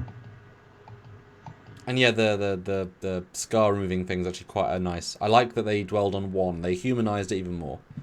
I liked that. That was nice. Although he should have said Locutus or something. I wish one of these patients at this scene had said, Locutus, hey! Because this was the moment. You're looking good. Who does your work? Because I need some. I love that. Yeah, that's great. I like that. That would have been good. Rather than one random guy. That would have been better here. Because, you know. Yeah. Yeah. Oh. All right, now we're back on the Serena. Well, no, hold on. Then he says, alright, we're done with that. Now let's find Soji. We've been here for 2 hours. Yeah. Now let's find her. It's so weird. It's such like a... Before we do that, though, do you have a bathroom nearby? Gotta take my medicine. My back medicine, my cold medicine, my frontal lobe medicine. My anti-nanite medicine. Yeah. All right, so we're back aboard the Serena, and Rios is waking her up with some coffee. And I love what he says. You owe me 2 strips of latinum. And I'm thinking, why? Because all the extra hassle that she's put him through? Nope. Because the twin's alive. Yep. And she's like, really? I thought that was a safe bet. I love how they're betting against Picard, or behind Picard's back. This is a much better scene of those two. Yeah. It's much better. Well, I love that she hasn't got a hangover at all. Like, at all. She plays it super like, oh, hello. And this is interesting, because this is where she starts, again, we've been told by Picard that she's good at seeing things. She got this idea that the synth attack was connected to the Romulans. So here she's like, why are they keeping her alive? They know what she looks like. They killed Dodge. They've already got rid of the lab. So, and then she kind of like she gets that look in her eye, like she's putting things together in her head. So hopefully she has some kind of realization and puts this all together as to what's going on. So anyway, I thought it was well played. Yeah, this scene is definitely, again, it's her not being a drug addict drunk. She's better when she's not. Instantly. It's remarkable. And guys, do super chat if you want to super chat. We haven't had that many today, so some is good. We do read out any comments or thoughts. Thanks in advance. And we're at 240 likes with 290 people, so I'd love to see 250 likes. I guarantee some of you have just joined us, so 250, I think that's very doable. But I like this scene in general, although it makes me laugh at the end when she says, what does the Tal Shiar need with a synth? It's a paraphrase of what does God need with a starship? Yeah. She says it the exact same way. But yeah, what does the Tal Shiar need with a synthetic? Wah, wah. It's just funny, just the way it just... it's not going to be as iconic a line, although it's really obvious. Like, I've been saying that since, the first episode. But I like that she's at least thinking about it. Yeah. Yeah, mystery box time with the killer gas, which we'll see later. Good. And I like his expression. It's interaction with the guard too. Oh, she can't go in there. It's not for her.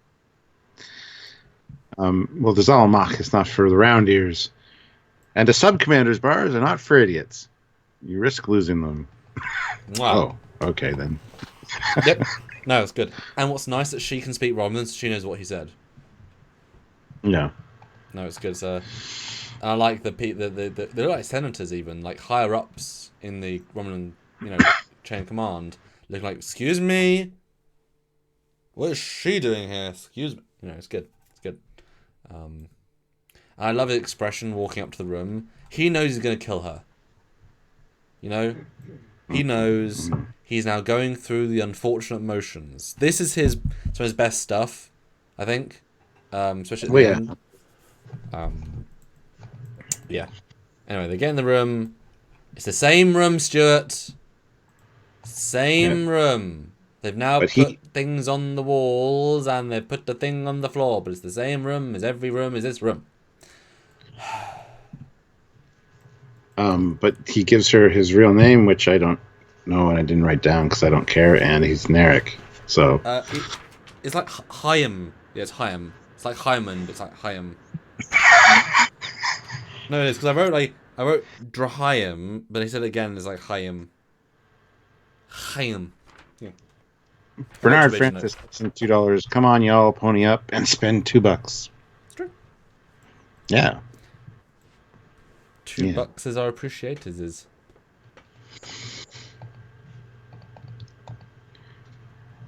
And yeah. Anywho, so this is where he kind of starts talking her through the thing, and remember your dream. And his sister is outside monitoring everything. And I think this is really great the way he walks her through it. Can you turn around and look out the window? We want to get a description of the planet, kind of thing. And it's raining. There's trees, and it's always thundering or lightning. And then you start seeing the green vitals, I guess, turning red occasionally. So, yeah. But I don't know. I just think this is a great scene. And then go into the room, and when your father yells, don't run away. But let's see. Yeah, they don't make the breakthrough yet. Yeah, it as I said to you before, it's a very long sequence, and we know what's going to happen. But it's I'd rather have long sequences in a longer episode than short rush sequences in a short episode. Do you know what I mean? It's just that it's kind of, we know what's going to happen. And I told you in our other review, I don't quite buy this how memory works. I don't think would work on me. That could be my brain. So I just think of it as she's a synth and her brain's always trying to reconcile this. So once he puts her in the frame of mind, the program takes over. That's why it works. Because I don't think it's that literal. That's just me. Well, I've had it done to me and it does work. So there you go. For you. It's like I've watched films where they say, imagine an empty room and then you can go forward. And it's like, if I imagine an empty room, I'd still hear everything around me. It wouldn't, I couldn't imagine it working me at all. That's just me. Yes, and then they finally, after 6.5 hours of a tour involving 3 restroom breaks, 3 visits to the Arboretum with the Borg-themed ice cream cones, he finally gets to her quarters. And what's all this? And Hugh is not at all concerned. It's like, oh, what's all this? That's weird. Her room was ransacked, and she's not here. That's weird. That's slightly weird. I wish she was more concerned, because it's so casual. From our perspective, she's been kidnapped, wouldn't you think? No. Who else is going to kidnap her on a cube? A Romulan? Cube. I mean, Picard's there. What do you think? It's been 2 weeks. It's been 2 weeks and nothing's happened with this, so I wouldn't assume somebody. Picard's got there. So I just assume they had really wild sex or something. Yes, let's open this box. Oh yes, let's look at your sister. Look at her. Family, look at. Oh yeah. Anyway, Bernard Francis, $5. There seems to be a slight issue with Super Chat for me, at least. Takes several times to send, but it is worth it for you guys. Well, thank you, Bernard. I don't know what the issue would be. We have it all, and then all of a sudden it just started working. So that's all right, guys. That might explain why not as many. Well, guys.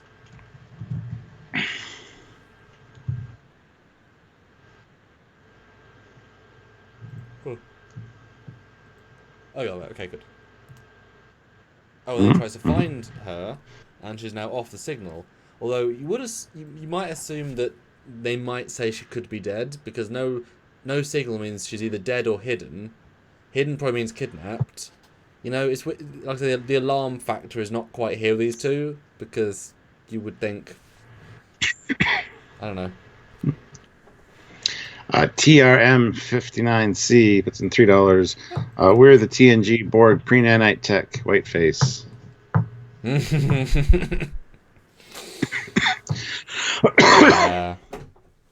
Yeah. Yeah. Yeah. It's fine. It's fine. TRM59C, $2.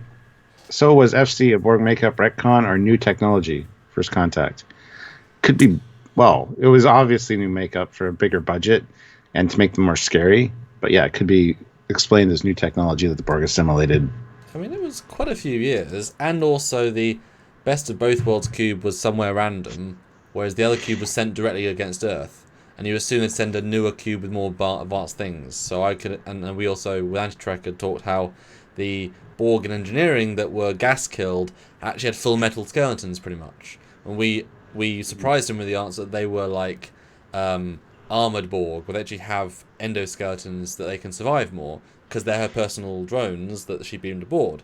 And so it would make perfect sense that she would bring a personal, enhanced, better cube rather than a rustic, 2,000-year-old cube. So I think that's absolutely fine. But yeah, it's a retcon, but really it's just it's been 8 years and they're allowed to evolve and adapt, because they're Borg.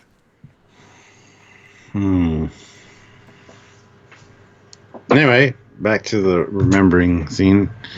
Mm-hmm. She sees her dad, but she can never see his face. Doesn't see her dad. She can never see his face. That's what I just said. Well, yeah. And I'm kind of surprised. He's looks like a black Pakistani man or Indian. Well, she's not white, so. Well, no, her mum's Asian, but I was surprised to see like a black dad. I wasn't. TRM59C, $2. Maybe that's why Picard's fix was easier. Okay. Yeah, I can buy that. I was expecting to see Maddox here. I'll be honest, the Maddox actor. Yeah, I was too. I was expecting that as well. That's why I would say I'm surprised a black actor, because Maddox. That's what I mean.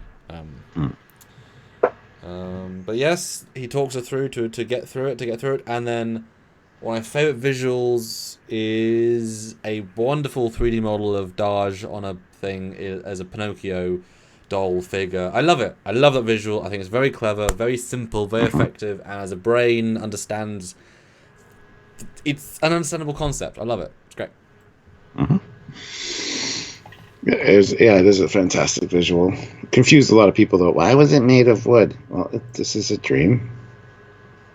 But anyway, because it's not a memory. This is a representation of of her truth. She's a fake person. She's Pinocchio. She thinks she's a real girl. She's not. It's perfect. Yeah. It's brilliant. Yeah. But then Eric has her look up. She sees 2 red moons and always lightning. So they're like, all right, we got everything we need. I need to find a planet with 2 red moons and electrical storms all the time. And now kill her. And this is well played, well acted, well done. It's like, yeah, you were never real. Bye. And he does a fantastic job. Sets up his little Rubik's Cube, walks out. And bravo, good job. Yeah. My problem with this is the setup, not the delivery. That seeing it, you wouldn't kill her because she's still useful. In reality, you'd think he would pull out his disruptor, shoot her for stun. She's like, they don't have the stun. Don't you remember? Well, okay, he'd have a taser because she's an electronic person. He'll either say, "Why, narrow it," and fall down. If you kill her, and the information's wrong, you're screwed. And the Jatvash might be pissed off at you. So killing her is an absurd move. Is an absurd move when you can just stun her, knock her out and put her in a prison or a cell. So it's a ridiculous thing to do in a general concept. But the scene itself is so wonderfully played, and we said this in our other review, that we assumed that Narek would chicken out. He would say, "Love conquers all. I love her. I will not kill her." But his acting is so on point. It doesn't cop out. He does not flinch. He hates he has to do it. He doesn't flinch. I still maintain he doesn't love her, because that's unrealistic to me, but he regrets passionately because this is what they've been trying to get hold of for his entire life. This is the prize. Yes, it needs to die, but why not kill it in 30 years after we've learned everything about it? And she's quite nice. And he's got no garage for his car anymore. No tunnel for his snake. Anyway. Yeah. So I love the acting, and that's how I perceive it anyway, that he's like regretting that he has to, but he doesn't ever flinch. I love that. But then you realise, well, A, beautiful, it's a similar death technique as Nemesis. Mm-hmm. Cool. Which makes you wonder, was that Senator Jatvash? Because if she was Tal Shar Jatvash, and that was part of the thing, why not? Sure. I doubt it. Yeah. So I love that as a perfect method. Problem is, if this radiation is meant to kill her, remember guys, the Jatvash's one reason to exist is to kill synthetics. Why does the tool he chooses to kill synthetic not kill her or hurt her or incapacitate her in any way, and even after being completely in the room, she can still punch her way out and escape without any ill effects? They don't know how to kill synthetics, even though that's their entire purpose. It's stupid. She started choking, she started coughing, she backed away from it, and then she started going after the floor, and it started to engulf her, and she had gone through the floor enough, so she stood up and jumped down. Yeah, well, as you can see, by the time she jumps down, the gas is everywhere in the room. But it's not going to kill you instantly. If their entire purpose is to kill synthetics, why would they have a weapon that kills her in 5 minutes? It's not realistic. It doesn't make sense. It would just kill her. Why would you give them that out? Oh, we brought a poison that will kill this thing in 12 minutes. Or just shoot her with a gun. I mean, there's no reason for this to shoot to escape. It's a stupid setup, really. But it's cool in the moment. It just doesn't just shoot her. You know, it's dumb. But she has to escape somehow, so. No issue with it. Fleet Pass Swiftback, $2. Huzzah! 258 likes. Good work, everyone. Yes. And 304 people here. Everybody hit like if you haven't. And Hezras does say the opposite side, is that one theory is that he was trying to give her a way out so she could survive, but who knows? Possibly, yes. Oh, and Medallion. A slow death makes no sense. It would activate her, and she did get out. Yeah, exactly. They failed in every way, but I mean, so did the first team. The Jatvash suck. They suck at killing androids. They just do. And I love how right after that, after she jumps down, he like covers his chest like a 40-year-old housewife with wearing a robe. And storms off. It's weird, but okay. Yeah. Okay. It's a weird choice for sure. Yeah. TRM59C, $2 joke from Nemesis. Oh, there's one above it. You missed his actual. The first super chat's the joke. Why didn't Box say Theron intermix ratio at 50%? Haha. Gotcha. It would have been funny. Seriously, if it was a Thaleron thing, I would have been totally happy with that. She was all organic matter. She's still organic matter. All right, so Hugh finds her, and he's like, she's in between decks. That's not possible. And you get Narek running through the corridors. Yes, this is an emergency alert. You gotta take care of this. Quick scenes. And she falls into the same room again, Stuart. That's because it's a cube. They just design everything the same. It's fine. Yep. And for somehow she can be falling, and they're on the same floor, and walking distance from her. That seems like from this moment onwards, the plot falls apart a bit. Everything up to this point is pretty damn good. This onwards is like maybe reshoots. Maybe they reframed it. Maybe they re-edited it because it doesn't quite fit. I'm guessing she falls and bashes through multiple decks. Because I don't buy that they get to the exact point that she falls down.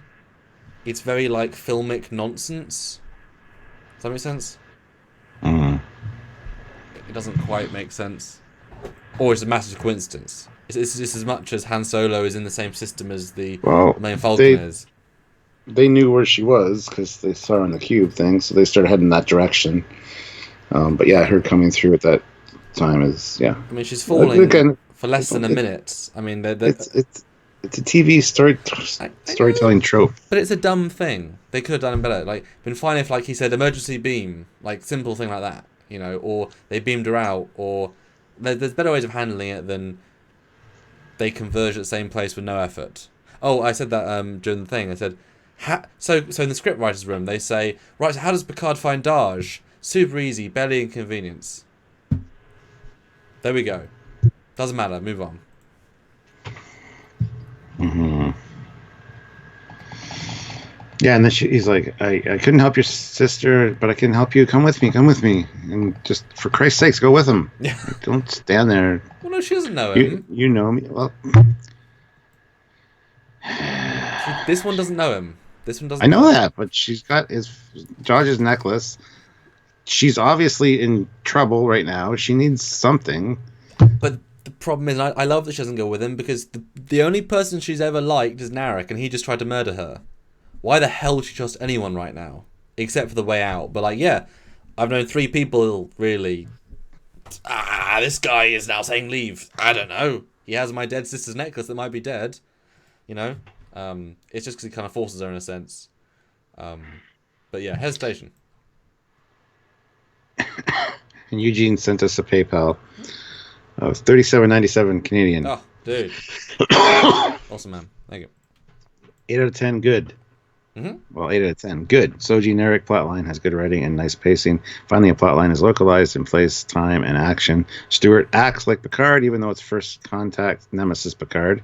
Mm-hmm. Yeah. Mm-hmm. Bad. Initial scenes on Luz Serena are still disjointed and fast-paced.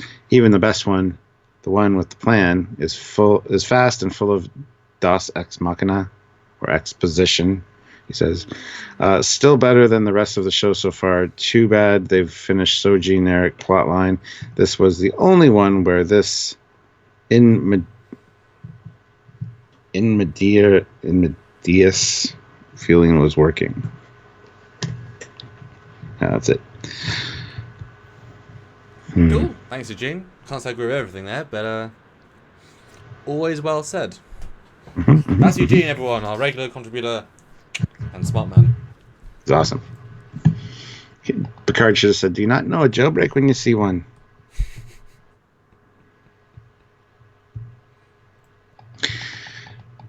Anywho, so they're running along. They find the Borg's secret chamber that I love that Hugh knows about it, but like the Romulans don't. I think that's cool. Activates it. And then we get the whole explanation of, this looks familiar, even though we've never been here. Yeah, it's something all Borg kind of know. Even though it looks nothing like any Borg architecture anywhere, which implies that this set has always looked like this, which means its art design was always there, which means that weird, doesn't matter.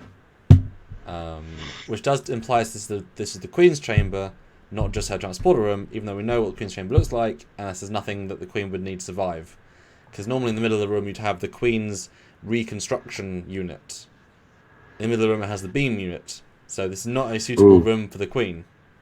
And Thrib said we skipped the Locutus name drop. Well, we mentioned it early on, but yeah, that's where they're running. The Locutus name drop. Oh, yeah. Well, yeah. Where they're running and somebody's like, Locutus. I'm a big fan. Hey, bye. Oh, okay. Can I get your autograph? No? Okay, I'll see you later. I used to serve with you on the Stargazer. Oh no. I was on the Enterprise E. No, okay. I'm Lieutenant Lynch. You killed me. Why? You tried to kill me once. God, can you imagine if it was Lieutenant? Oh no. But yes, it's a gateway, Stuart. Emergency rescue thingy. Emergency escape. Yeah. For the Queen. And yeah, it is the gimmick. It's the MacGuffin to escape, but at least it's a Voyager-based, canon-based MacGuffin to escape, and that makes it slightly more okay. But Samuel, where's the kid? I didn't hear a beam. Did right? you? It's just at the back of the room. We'd hear the beam. And probably see the light as Unless well. it's got a stealth beam. Well, you wouldn't see the light because that's what there's always these bright, blinding lights shining through the floor. That's true.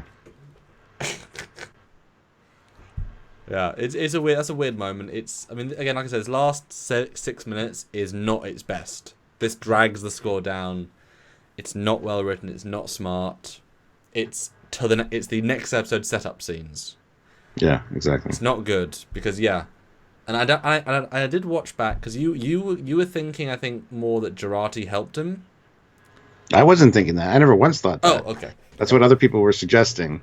Okay. But it makes more sense because he wouldn't necessarily know how to operate a transporter if he can't operate a replicator in the beginning of the episode. So. Because I was watching this for a reaction, and it's so nothing.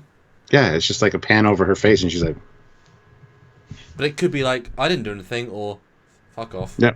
It could be both. It could be either. Yeah, absolutely. Yeah.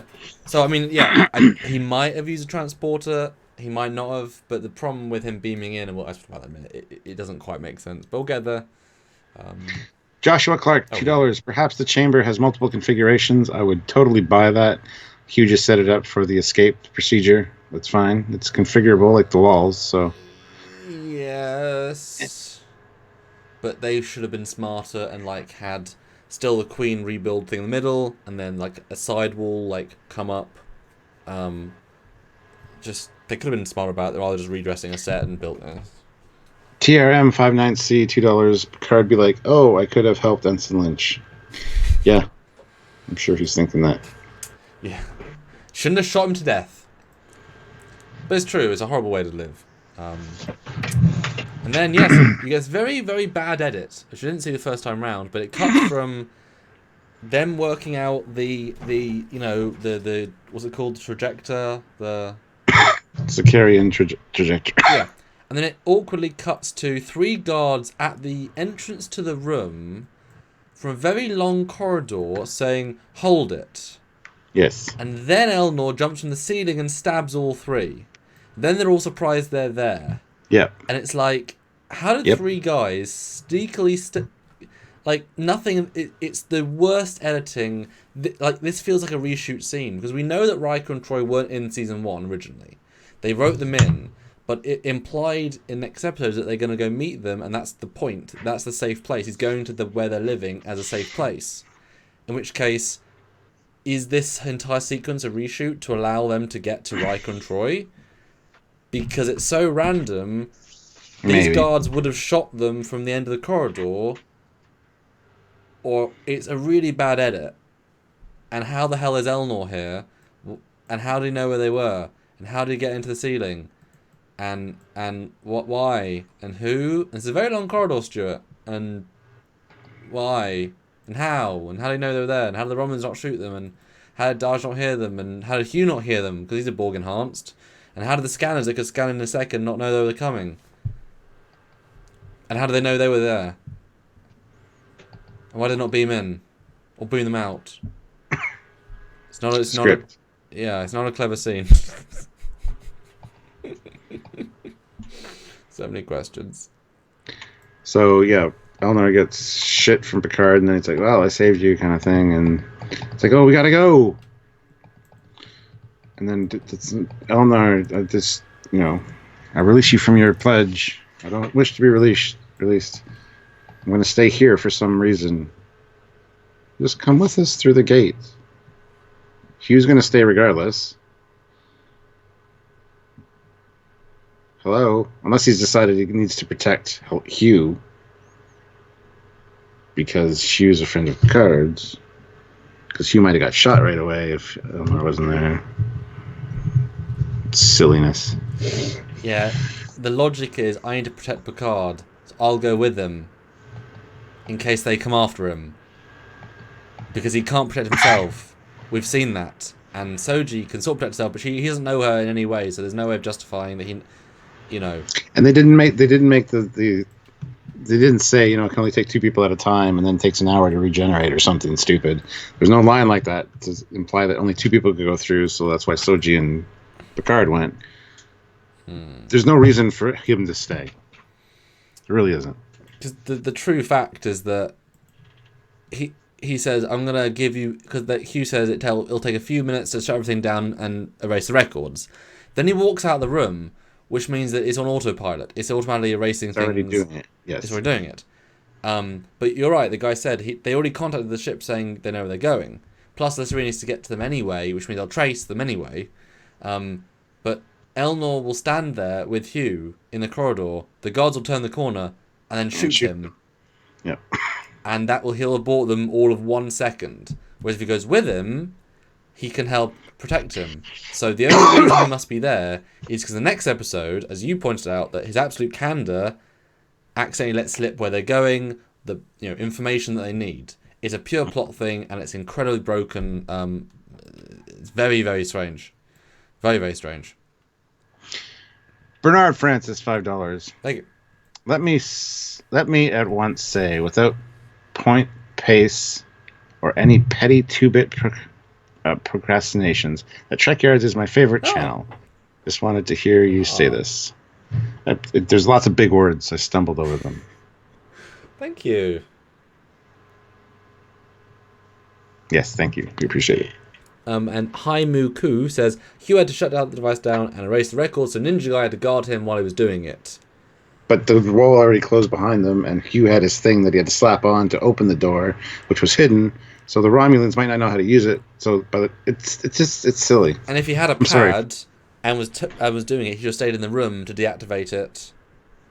And even if they'd got back in the room, they wouldn't know where it was. Being outside the room means he could have got shot and stunned. So, although Zap says, I think he saw deflects disruptors.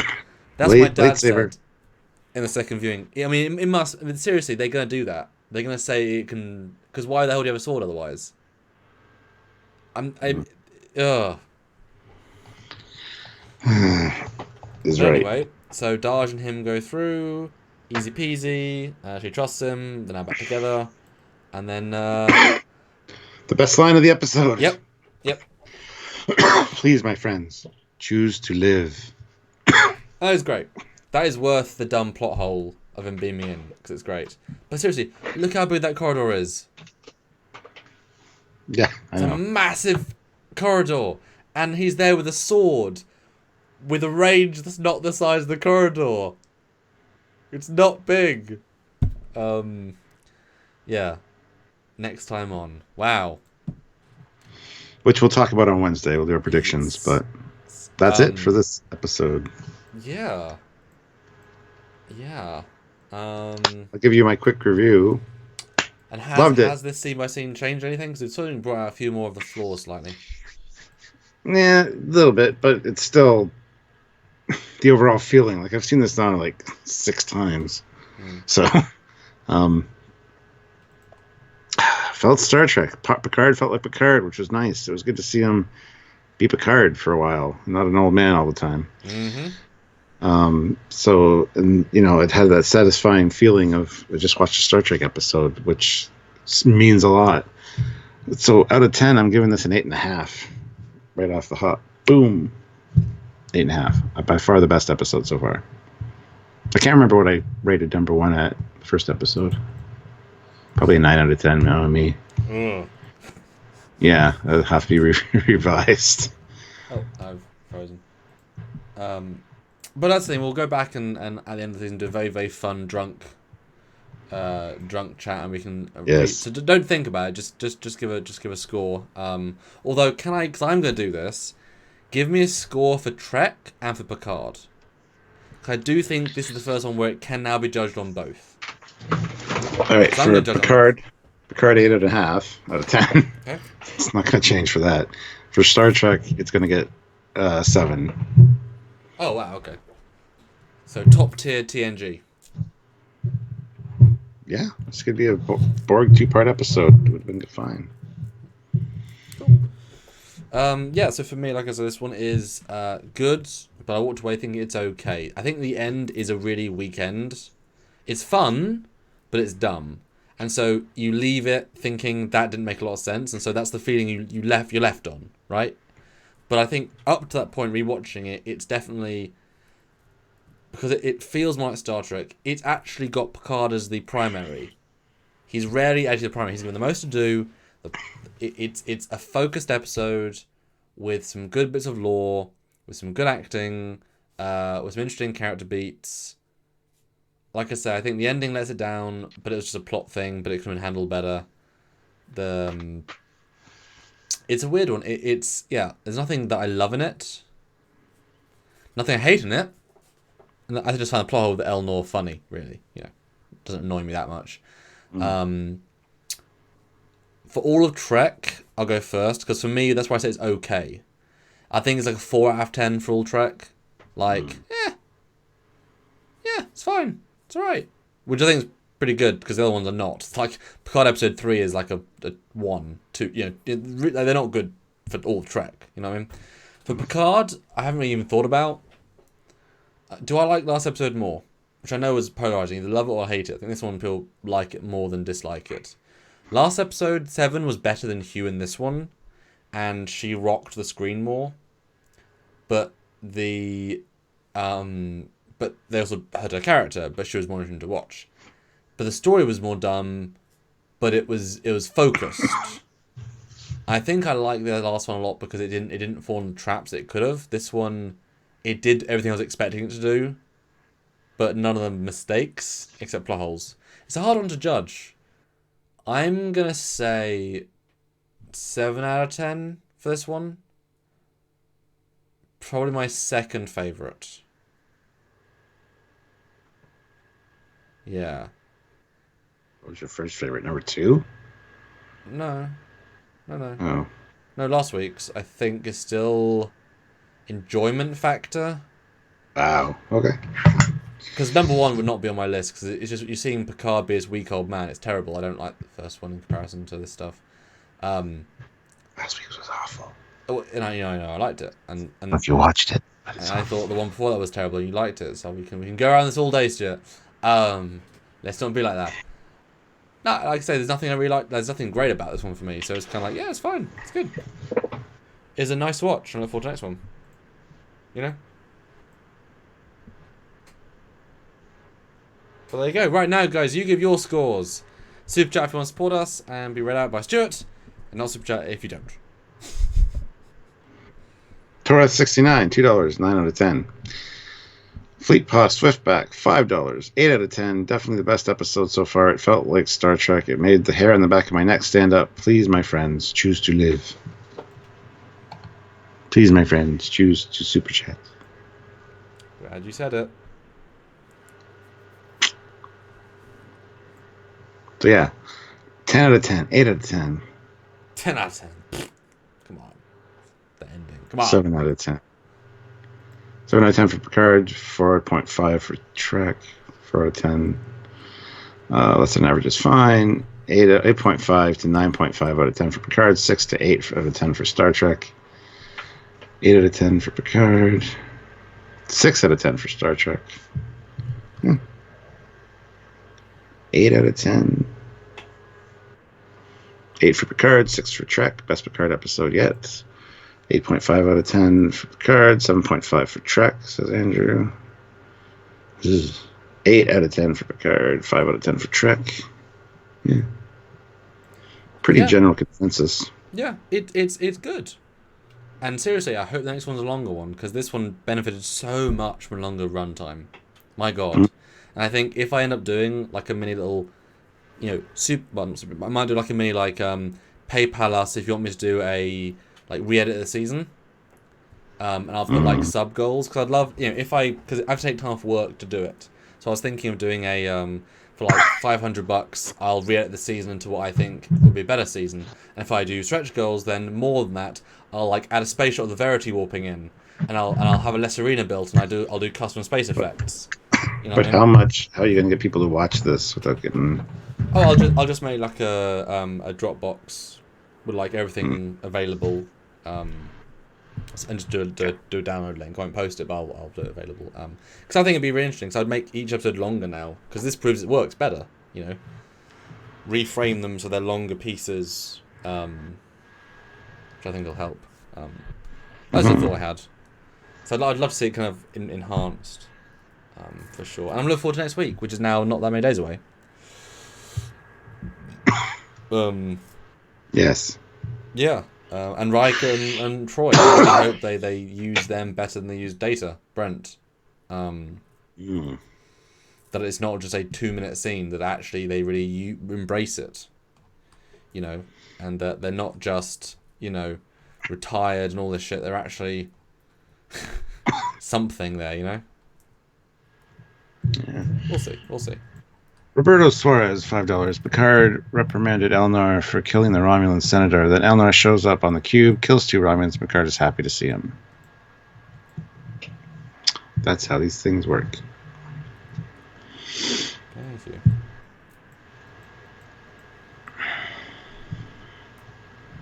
So there we go. Yeah.